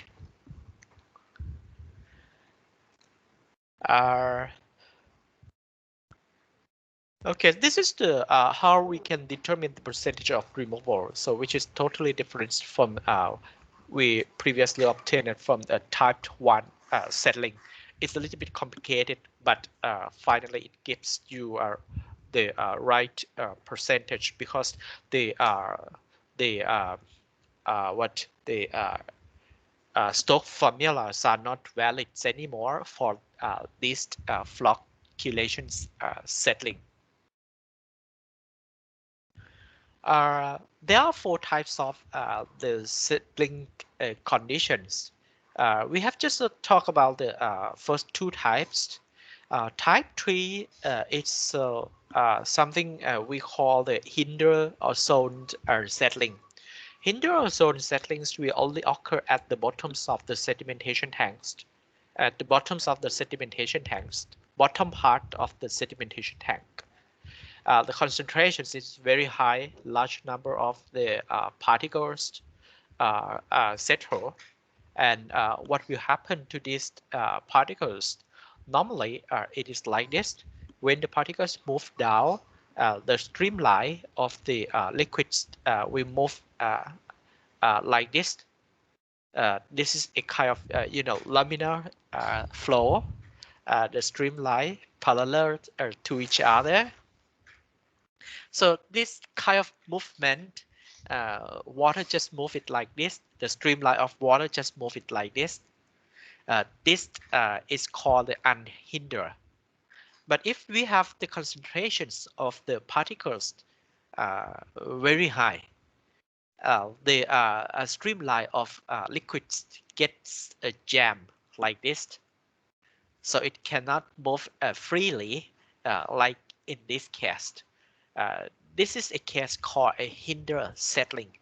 Okay, there is very less room for flow to go around the particles, and this create a kind of hydrodynamic force acting on the particles, keeping the particles from settling. This is the problem, so it will take some time to for these particles to reach the bottoms of the tanks, to reach the really bottoms of the chamber. Okay, so this is a kind of hinder settlings, or we call it zones settlings. So these are totally different from the type 2. The type 2 is just a flocculation settlings, but after becomes a flux, when it reaches the bottoms of the chamber, these types of settlings will occur. It already becomes a flux, okay? Flux already forms, but as the concentrations of the flux is very high, and water's streamline cannot passing through the space freely. That is why we call this one as the hinder or zones settling. Type 4. Type 4 normally occur in the sludge treatment process. So if you really go back to the flow chart on the flow diagrams of the water or wastewater treatment plant, you will find some unit operation called a thickener. Where is it? Here, thickener. So what is the purpose of using a thickeners in the water or wastewater treatment plant? Thickeners is a kind of the unit operation we use to increase the percentage of the solids contents. So for the grid chamber, for the sludge thickener, sludge thickeners receive the sludge from the bottoms of the sedimentation tanks, and also from the primary sedimentation tank. So we bring it here. Hinder settling occurred here at the bottoms of the chamber.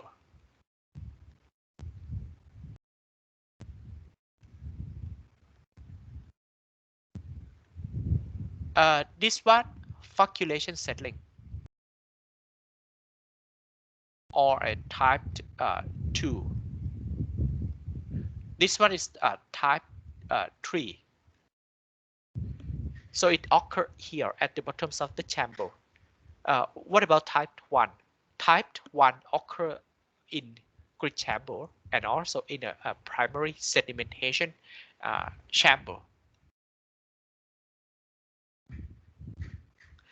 So all the solids collected from the bottoms of this chamber will be kept in the grid chamber. So we put these solids into the sludge thickeners again.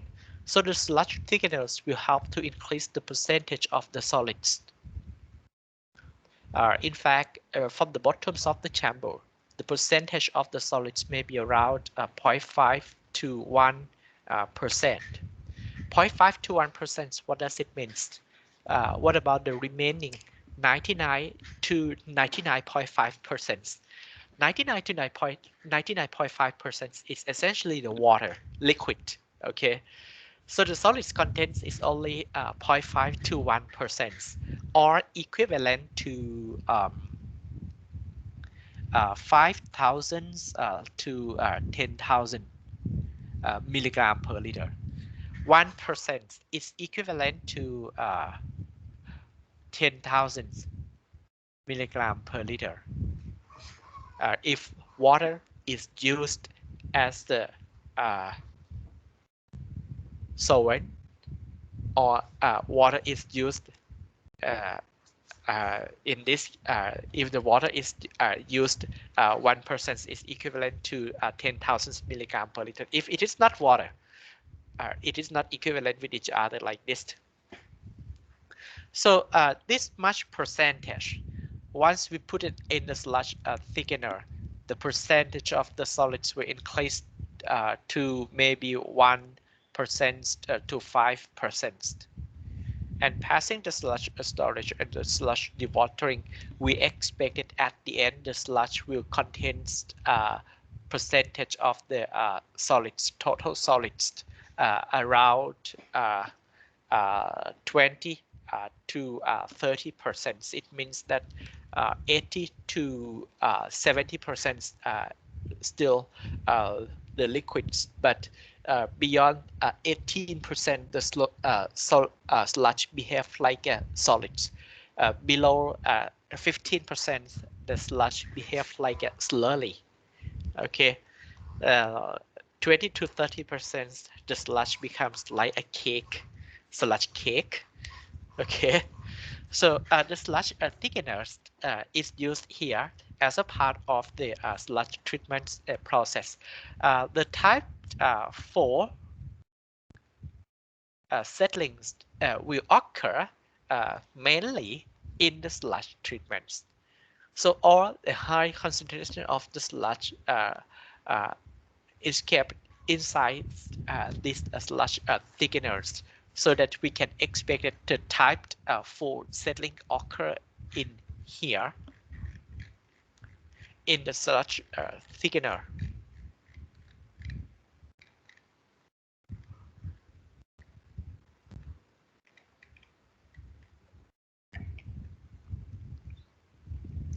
So these types we call the compression settling. It is more or less like the sludge gradually settle while the water is trying to escape from the sludge. It looks more or less like the water gets squeezed, so that the sludge contents, solids contents, is increasing. So this will happen in the thickener, sludge thickeners, which is part of the sludge treatment process. Okay, so I have introduced you 4 types of the settlings. So if I ask you what types of settlings would expect it to occur in the primary sedimentation tank, you should be able to answer it, and it is type 1, discrete particle settling. Okay. In the labs, we have analyzed the performance of the alums and aluminums used to coagulate the water, surface water. Alums and ferric chlorides are among the most common coagulants used in water treatment, but due to the cost-effective reasons and other reasons, mostly the large plants they use the aluminum sulfate or alums as the main coagulants. Sometimes they use the ferric chloride. Sometimes they use the some polyelectrolyte, but mostly aluminum sulfate always comes as the first choice for the operator, but they may use in different forms. Sometimes they prefer to use the powder alums. Sometimes they prefer to use the liquid alums. So it depends on how they apply and what types of the storage they have. So aluminum sulfates and ferric chlorides are both the most common alum most common coagulants used in a water treatment plant. Sometimes the polyelectrolytes can be used. It could be organic polymers or synthetic polymers. They are producing some charge, so that this charge will help to neutralize the colloidal charge around the particle. We conduct the jar test to evaluate the optimum dose. So how do we conduct the jar test? We take water sample and put it in the jar. In fact, it is the beaker. We store it under the speed 100 RPM for 3 minutes. And for this slow mixing, we apply the speed about 30 RPM. So we store it for 12 minutes and let it settle for another 30 minutes. And after that, take the sample to measure the turbidity. In fact, if you really go back to the slides, double layer, if you could measure the setup potential, so it would be, you can see which one gives the lowest setup potential. That one could be an optimum, just like a turbidity. Which one gives the lowest turbidity? That one could be a minimum. Okay, so we apply the jar test to determine the optimum coagulant dosage, mainly the coagulant dosage. Okay, so we have already talked about this.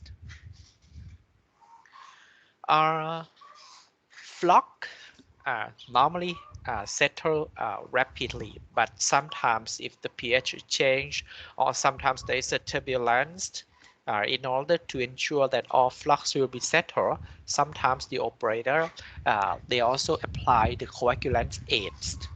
Coagulant aids or the flocculants is a substance we added into the water to make the flux more stronger or maybe heavier, establish the bonds amongst the flux and the pollutants. So these are functions of the coagulant aids. So it may not be used as a substitution for the coagulants, but this one is just a coagulant aid. So some operator they provide, they use this one, but sometimes they just want to have it. But using the coagulant aids or the flocculants once in a while, maybe sometimes they use it. Sometimes they just want to promote the efficiency or increase the efficiency of removal. Maybe they can use it. But in terms of the operational cost, mostly the larger plants, they don't use this one. Procedures of the flux transformation. So I have already mentioned about that. Low concentrations of the colloidal particle, it's actually not good. We may have to add more particles in order to create or to be used as the nucleus, so that all the flux can be formed. Coagulant aids I have already mentioned.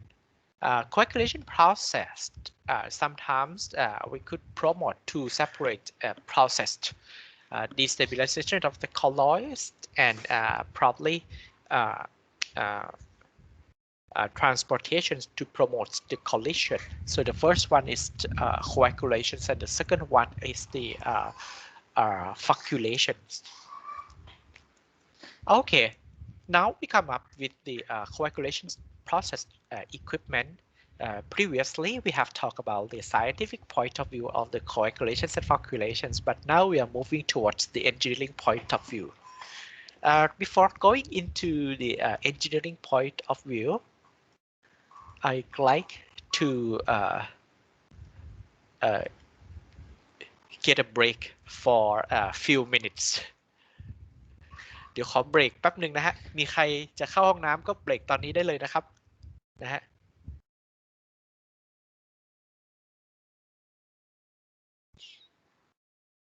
เดี๋ยวขอต้มน้ำร้อนแล้วก็เบรกแป๊บหนึ่งนะฮะประมาณสัก5 นาทีนะครับเดี๋ยวกลับมาใหม่นะครับ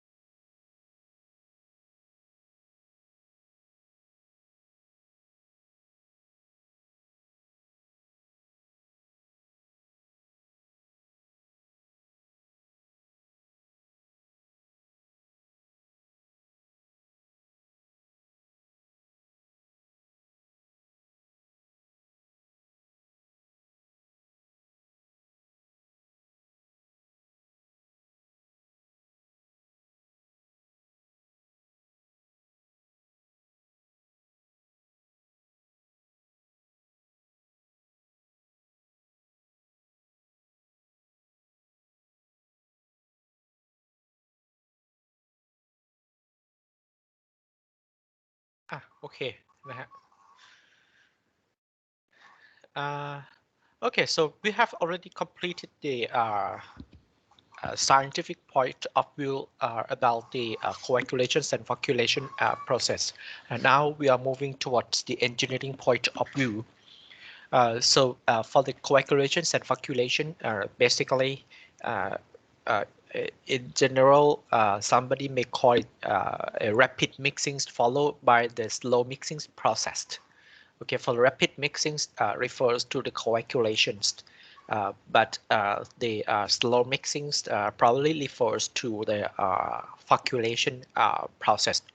So this can be conducted separately, or wise engineer may decide these two happen in one unit, or sometimes three processes occurred in one unit: coagulation, floculations, and sedimentation. They may decide like these three processes occurred in one single unit. So it depends on the constraint. But in fact, if they make it separate, it will be easy in terms of the operation. But sometimes there are some constraints, like they don't have much areas to build three unit separately. They may combine three processes occurred in one unit. And I think most of the water treatment in the metropolitan area, they prefer to have the unit in combinations, or they prefer the size as small as possible. Okay, for the coagulations and floculations equipment mostly refers to the mixing equipment. We have to provide the adequate mixings. We have to provide sufficient turbulence levels in order to ensure that all the coagulants will reach all elements of water, so that all the colloidal particles are destabilized. And once it destabilized, we provide a gentle mixing so that the collisions or contacts amongst the particles could be established. Normally, if we want to identify the degrees of the mixings, we usually refers to the values of G. G is actually the gradient velocities. So how do we determine the gradient velocities? The gradient velocities can be obtained by taking the power divided by the dynamic viscosities and divided by the flocculators, or the mixing volumes. It could be a flocculators volumes, or the reactors volumes carry out the coagulation process. Anyway, V is just the volumes. Okay, the velocities gradients can be determined by taking this relationship power requirement. So everybody knows power, because before the midterm examinations we had discussed about the power once, the power of the pumps. So it's the same thing. It's the same power that we are talking about. The mean velocity gradients, the unit is defined as the S inverse, or 1 over time. S is the seconds inverse. P is the power required, as I told you. The unit is watt. Okay, the unit is watt. So how did you determine the power in case of the pumps? So you have to take gamma, QH. Q is the flow rate, H is the TDH, or total dynamic head. It's the same things you have to determine, the same formulas, the same concepts you have to find out the power. the dynamic viscosity, so this value is changed with respect to the temperature. It's the physical properties of water.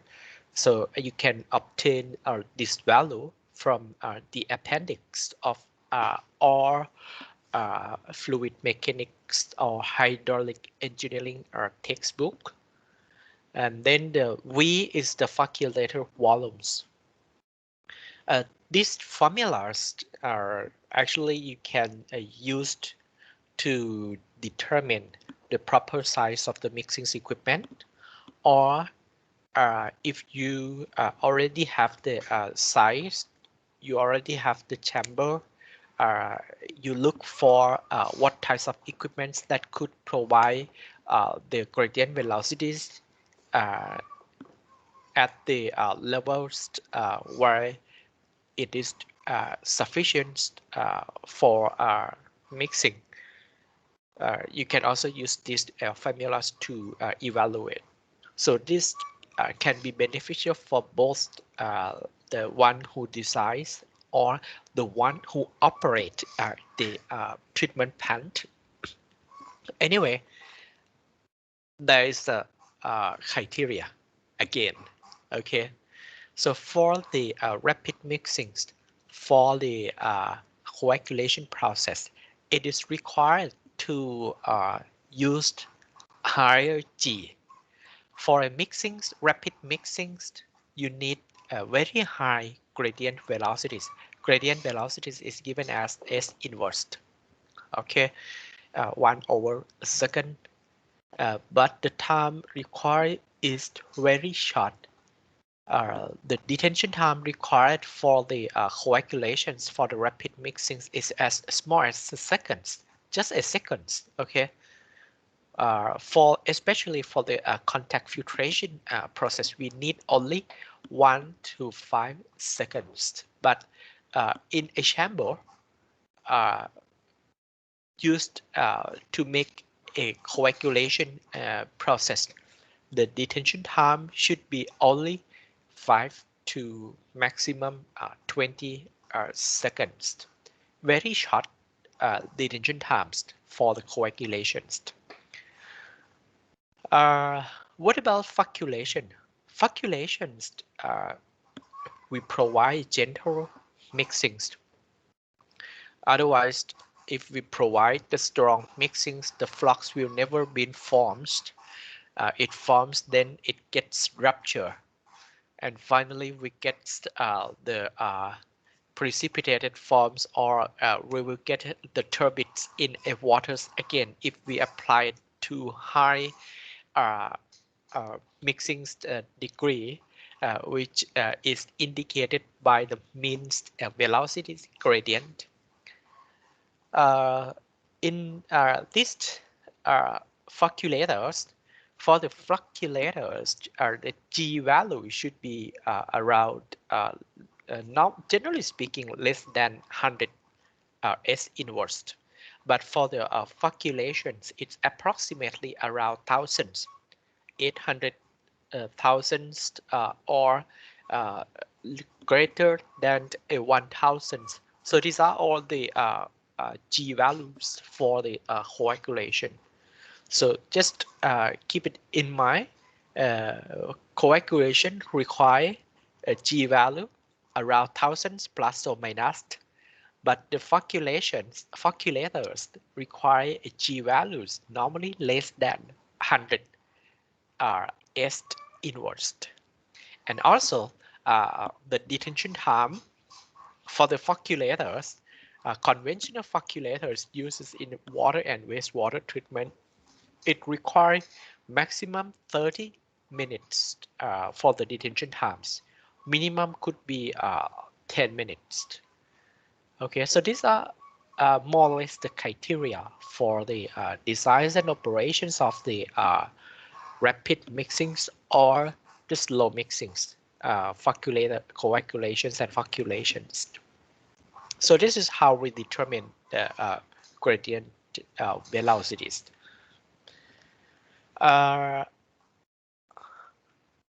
Gradient velocities the unit is est inverse, seconds inverse.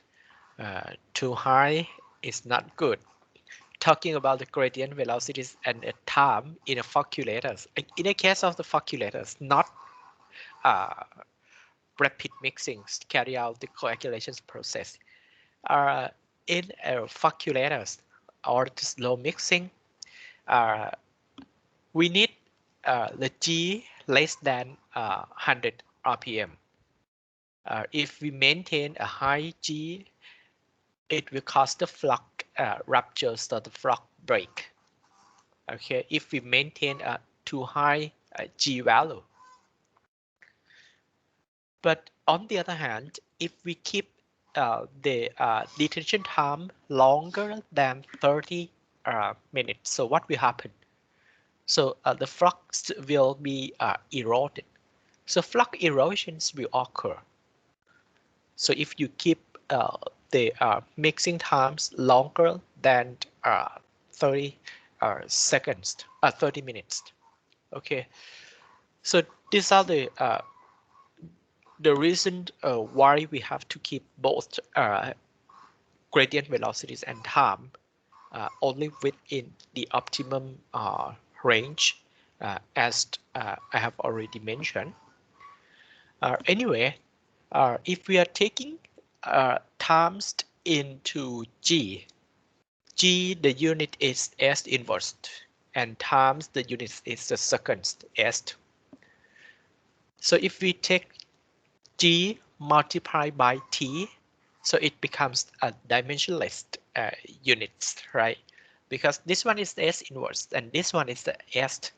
So G into T is a dimensionless unit. Okay, and this dimensionless unit we normally call a Camp number. Normally we call this as a Camp number. Okay, so you can vary, you can adjust the gradient velocities depending on the turbidity. But anyway, not in a very wide range. Okay, so these are about the relationship between the gradient velocities and the time, the detention time. Talking about the mixing equipment, there are several types of the mixing equipment, ranking from the chamber equipped with the mechanical equipment like a paddle, turbine, or propeller. So this is the very conventional mixing equipment, providing the paddle equipped with the shaft, and the shaft is connected with the motor. So once the motor moves, so it creates the movements of the paddle, just like a long tail boat. They also use the paddle to drive in the water. This is also the same thing. We also use the paddle to create the mixing, propeller, turbine. These are the equipments equipped with the motor. That is why we classify them as the mechanical equipment. For the calculators, sometimes if we don't want to use the mechanical equipment, we can make use of the hydraulic characteristic of the liquids by creating the mixings. We install the baffle. Baffle is a kind of plate we used to control the directions of the flow's movement.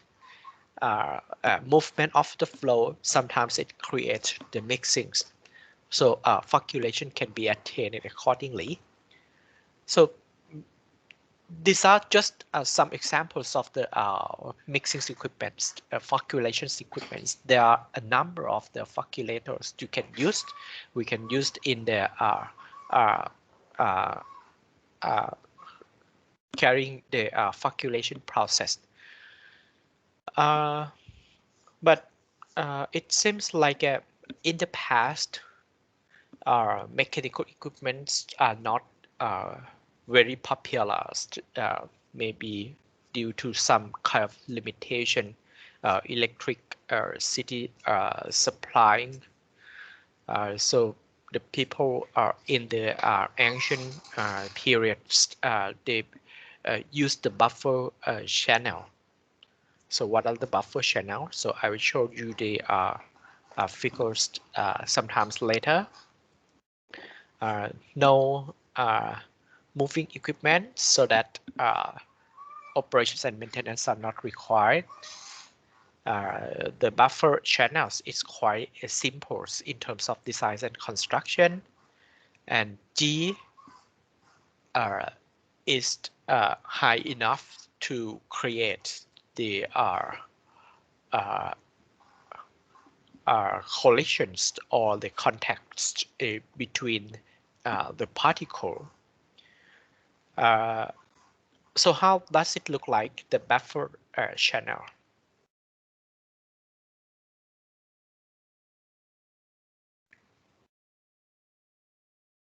This is the pattern types, the buffer channels. Okay. First, let us have a look here. The paddle type. So basically, this paddle equipped with the shaft, and this shaft will equip it with the motors outside this chamber. So this one we call the horizontal shaft. The paddles are rotating around this shaft, create some certain degrees of the mixing. This one is also the flocculators. It is also the paddle types, but the shafts is different from this figure. This is the horizontal shaft, but this one is the vertical shaft. This one is the vertical shaft. Above here, there must be some mechanical equipments create the movement here. So this is a kind of the paddle. This one we call paddle. This one we call paddle. Paddle ภาษาไทยน่าจะประมาณเรียกว่าอะไรนะ ไม้พายใช่ไหมนะฮะน่าจะเรียกว่าไม้พายนะฮะ so this types of the flocculators we typically call a paddle flocculators. Okay, paddle flocculators. And what about the buffer channel? So I'm not sure whether so I will just check if the photo of the buffer channels is there. The buffer channel is something like this. I think you may have seen it somewhere. This is the top view. Buffer channels is just like the rectangular chamber. Influence and effluence. So we put the buffer. This one is called a buffer.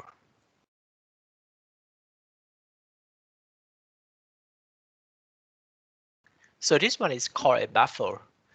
And this one is a plan view.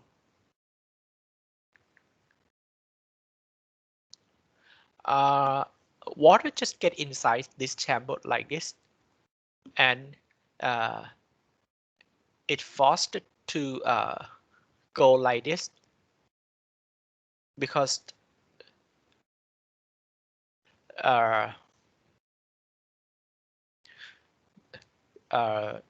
the buffers are equipped inside, so it cannot move to the end directly. So it has to move it like this. So this is a kind of a buffer channel. So installations of the buffer help to increase the mixings. You can find out the power, and once you know the power, you can determine the G or the gradient velocities. So this chamber is actually one of the most commonly used flocculators all over the world. In Thailand, some provincial waterworks authorities, they also use this kind of chamber to create the flocks, the very conventional one. But in the advanced treatments plants, they may not use this one. They prefer to use a combined process, coagulations, floculations, and sedimentations in one unit. Most plants in Bangkok, they prefer to use all in one. But in the provincial areas, many they use this one. As I told you, operations and maintenance are quite simple. No mechanical equipment required. There is nothing to do with this unit. Just lowering the water levels and then clean it after some times, once in a year, like that. So basically, these types of the channel is quite effective in various point of view.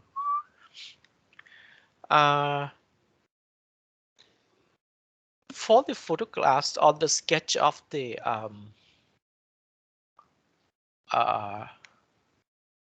buffer, okay, just have a look here at a flocculator.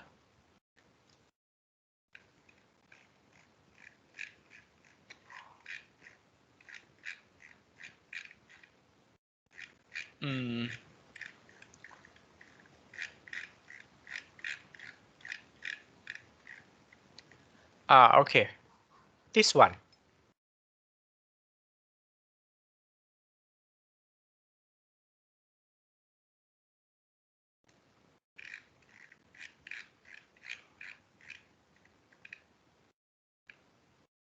This one. This is the flocculators, the buffer flocculators. Horizontal plan view. You see that water gets into the chambers like this, and then turn it like this.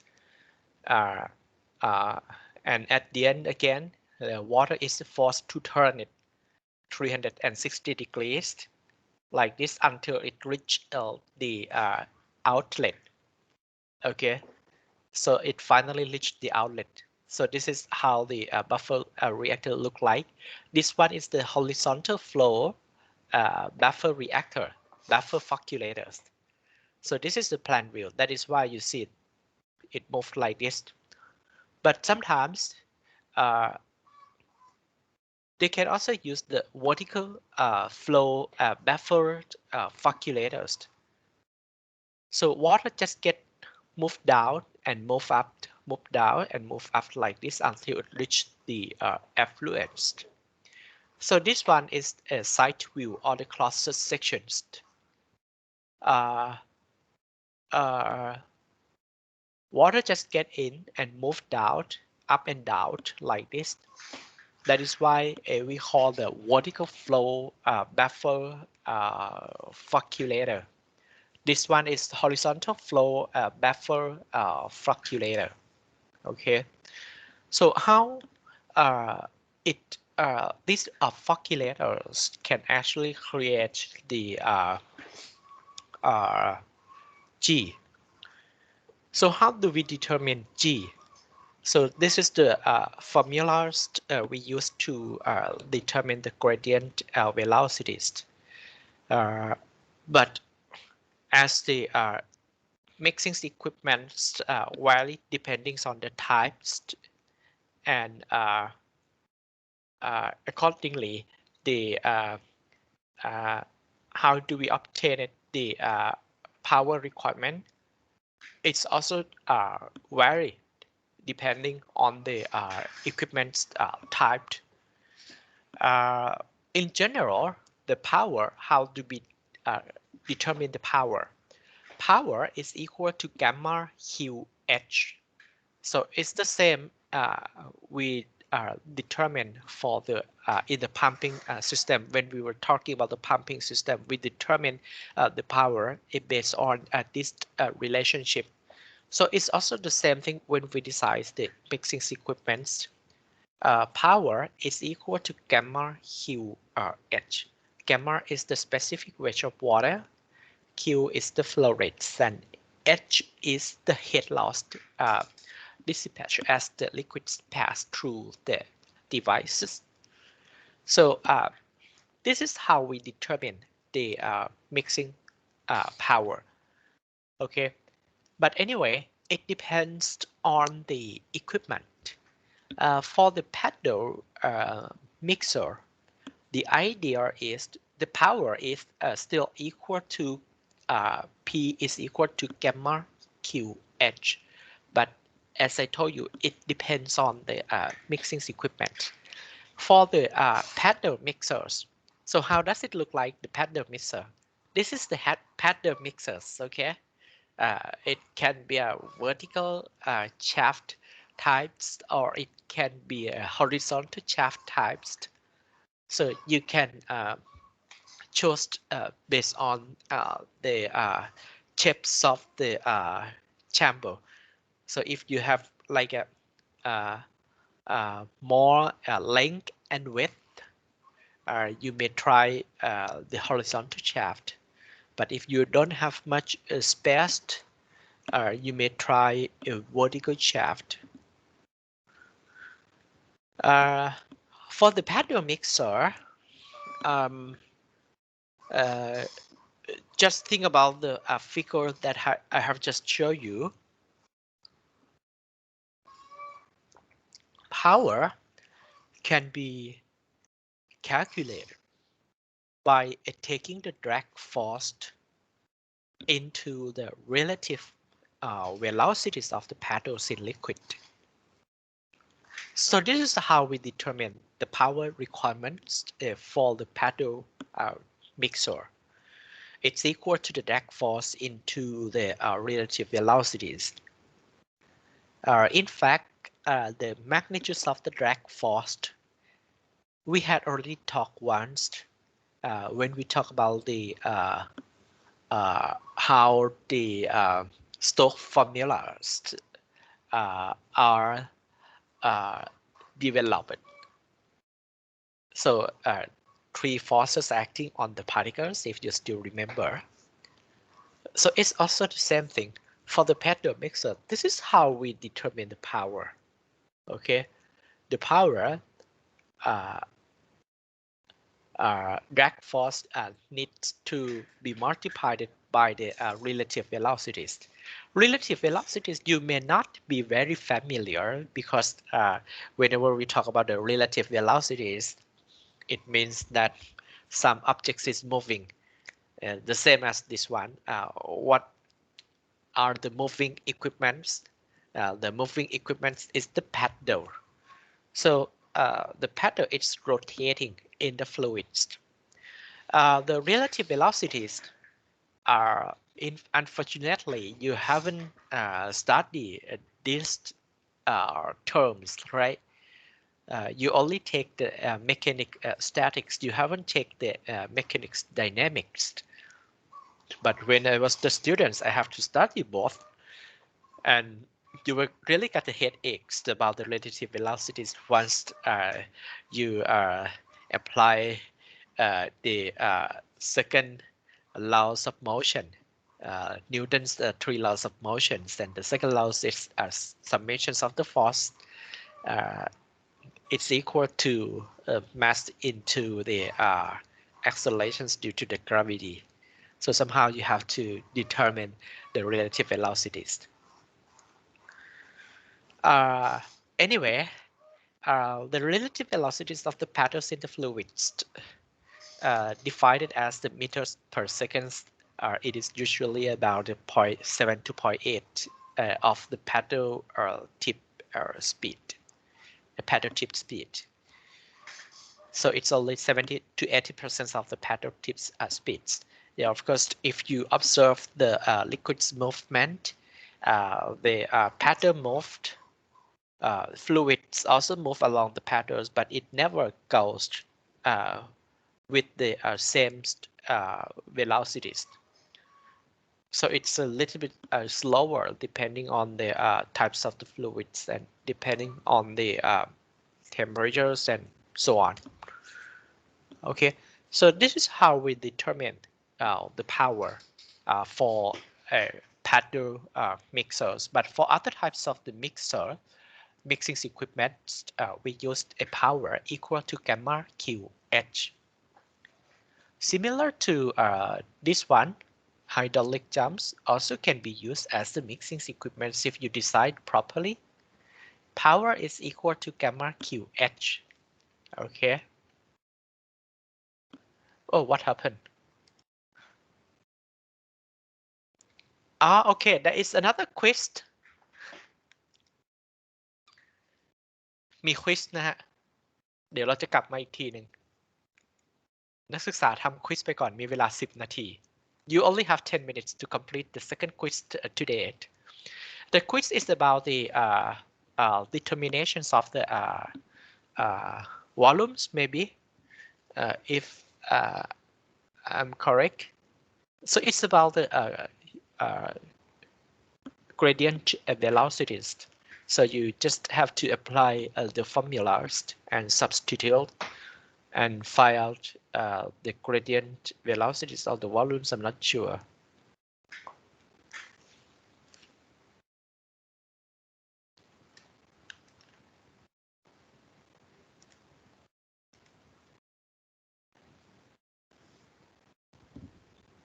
So it's about this one. And one question, so it's about the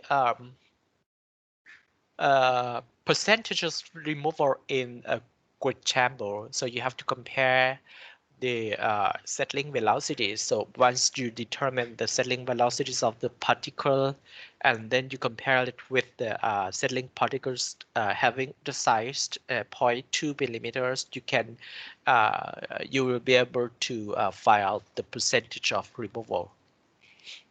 Actually, these three questions I have taken from the past exams.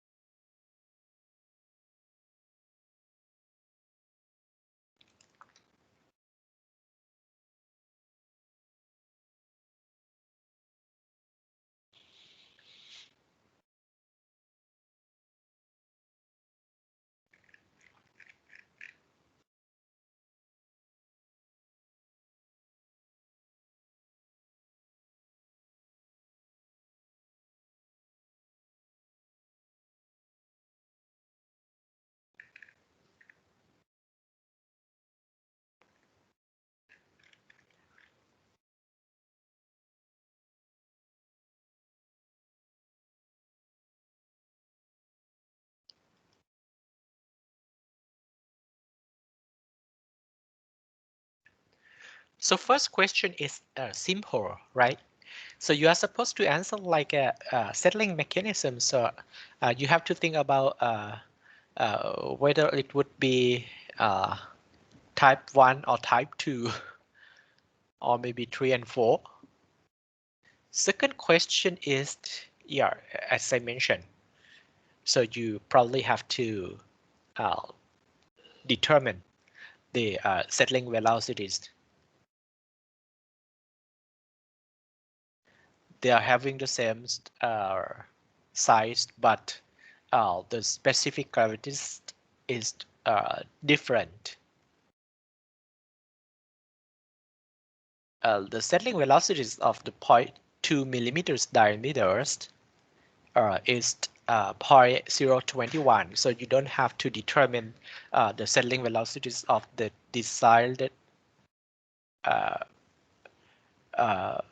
of the 0.2 millimeters. And for the last one, you just have to determine the power required as the velocity gradients is already given, quite straightforward. In fact, these three questions you are supposed to complete it in 3 minutes. อาจารย์ครับคือผมแบบกดผิดผมกดเขียนคำตอบแล้วผมเผลอกด submit ไปอาจารย์ตอบไปแค่ข้อเดียวเองอะ อะไรนะฮะ ผมกดตอบไปข้อเดียวแล้วผมกดผิดอะครับผมกด submit answer ไป อ๋อก็เรียบร้อยแล้วฮะถ้าอย่างนั้น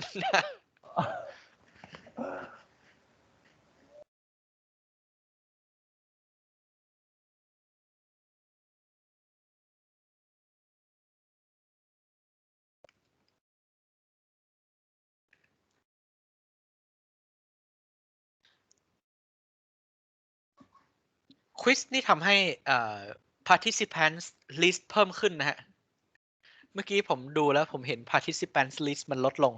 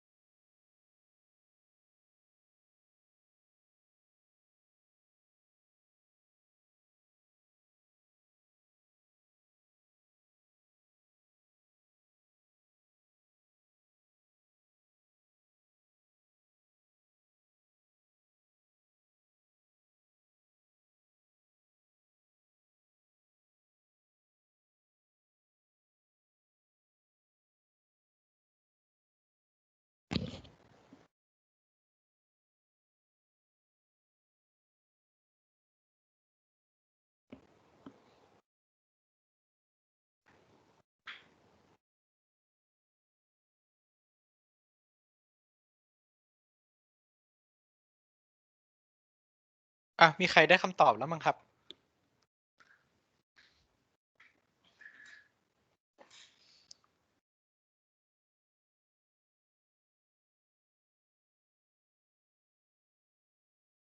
ถ้า submit แล้วก็วันนี้เราก็มีเพียงแค่นี้นะฮะ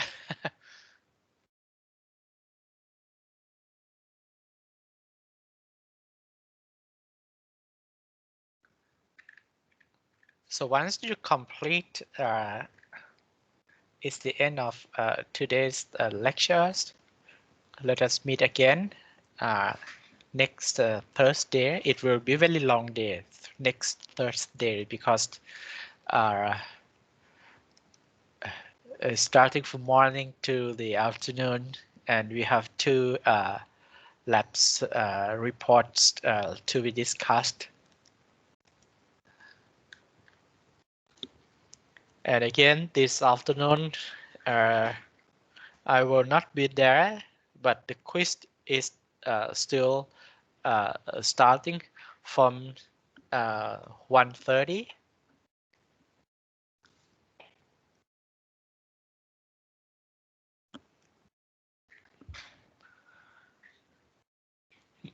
And after that, you can continue starting the clips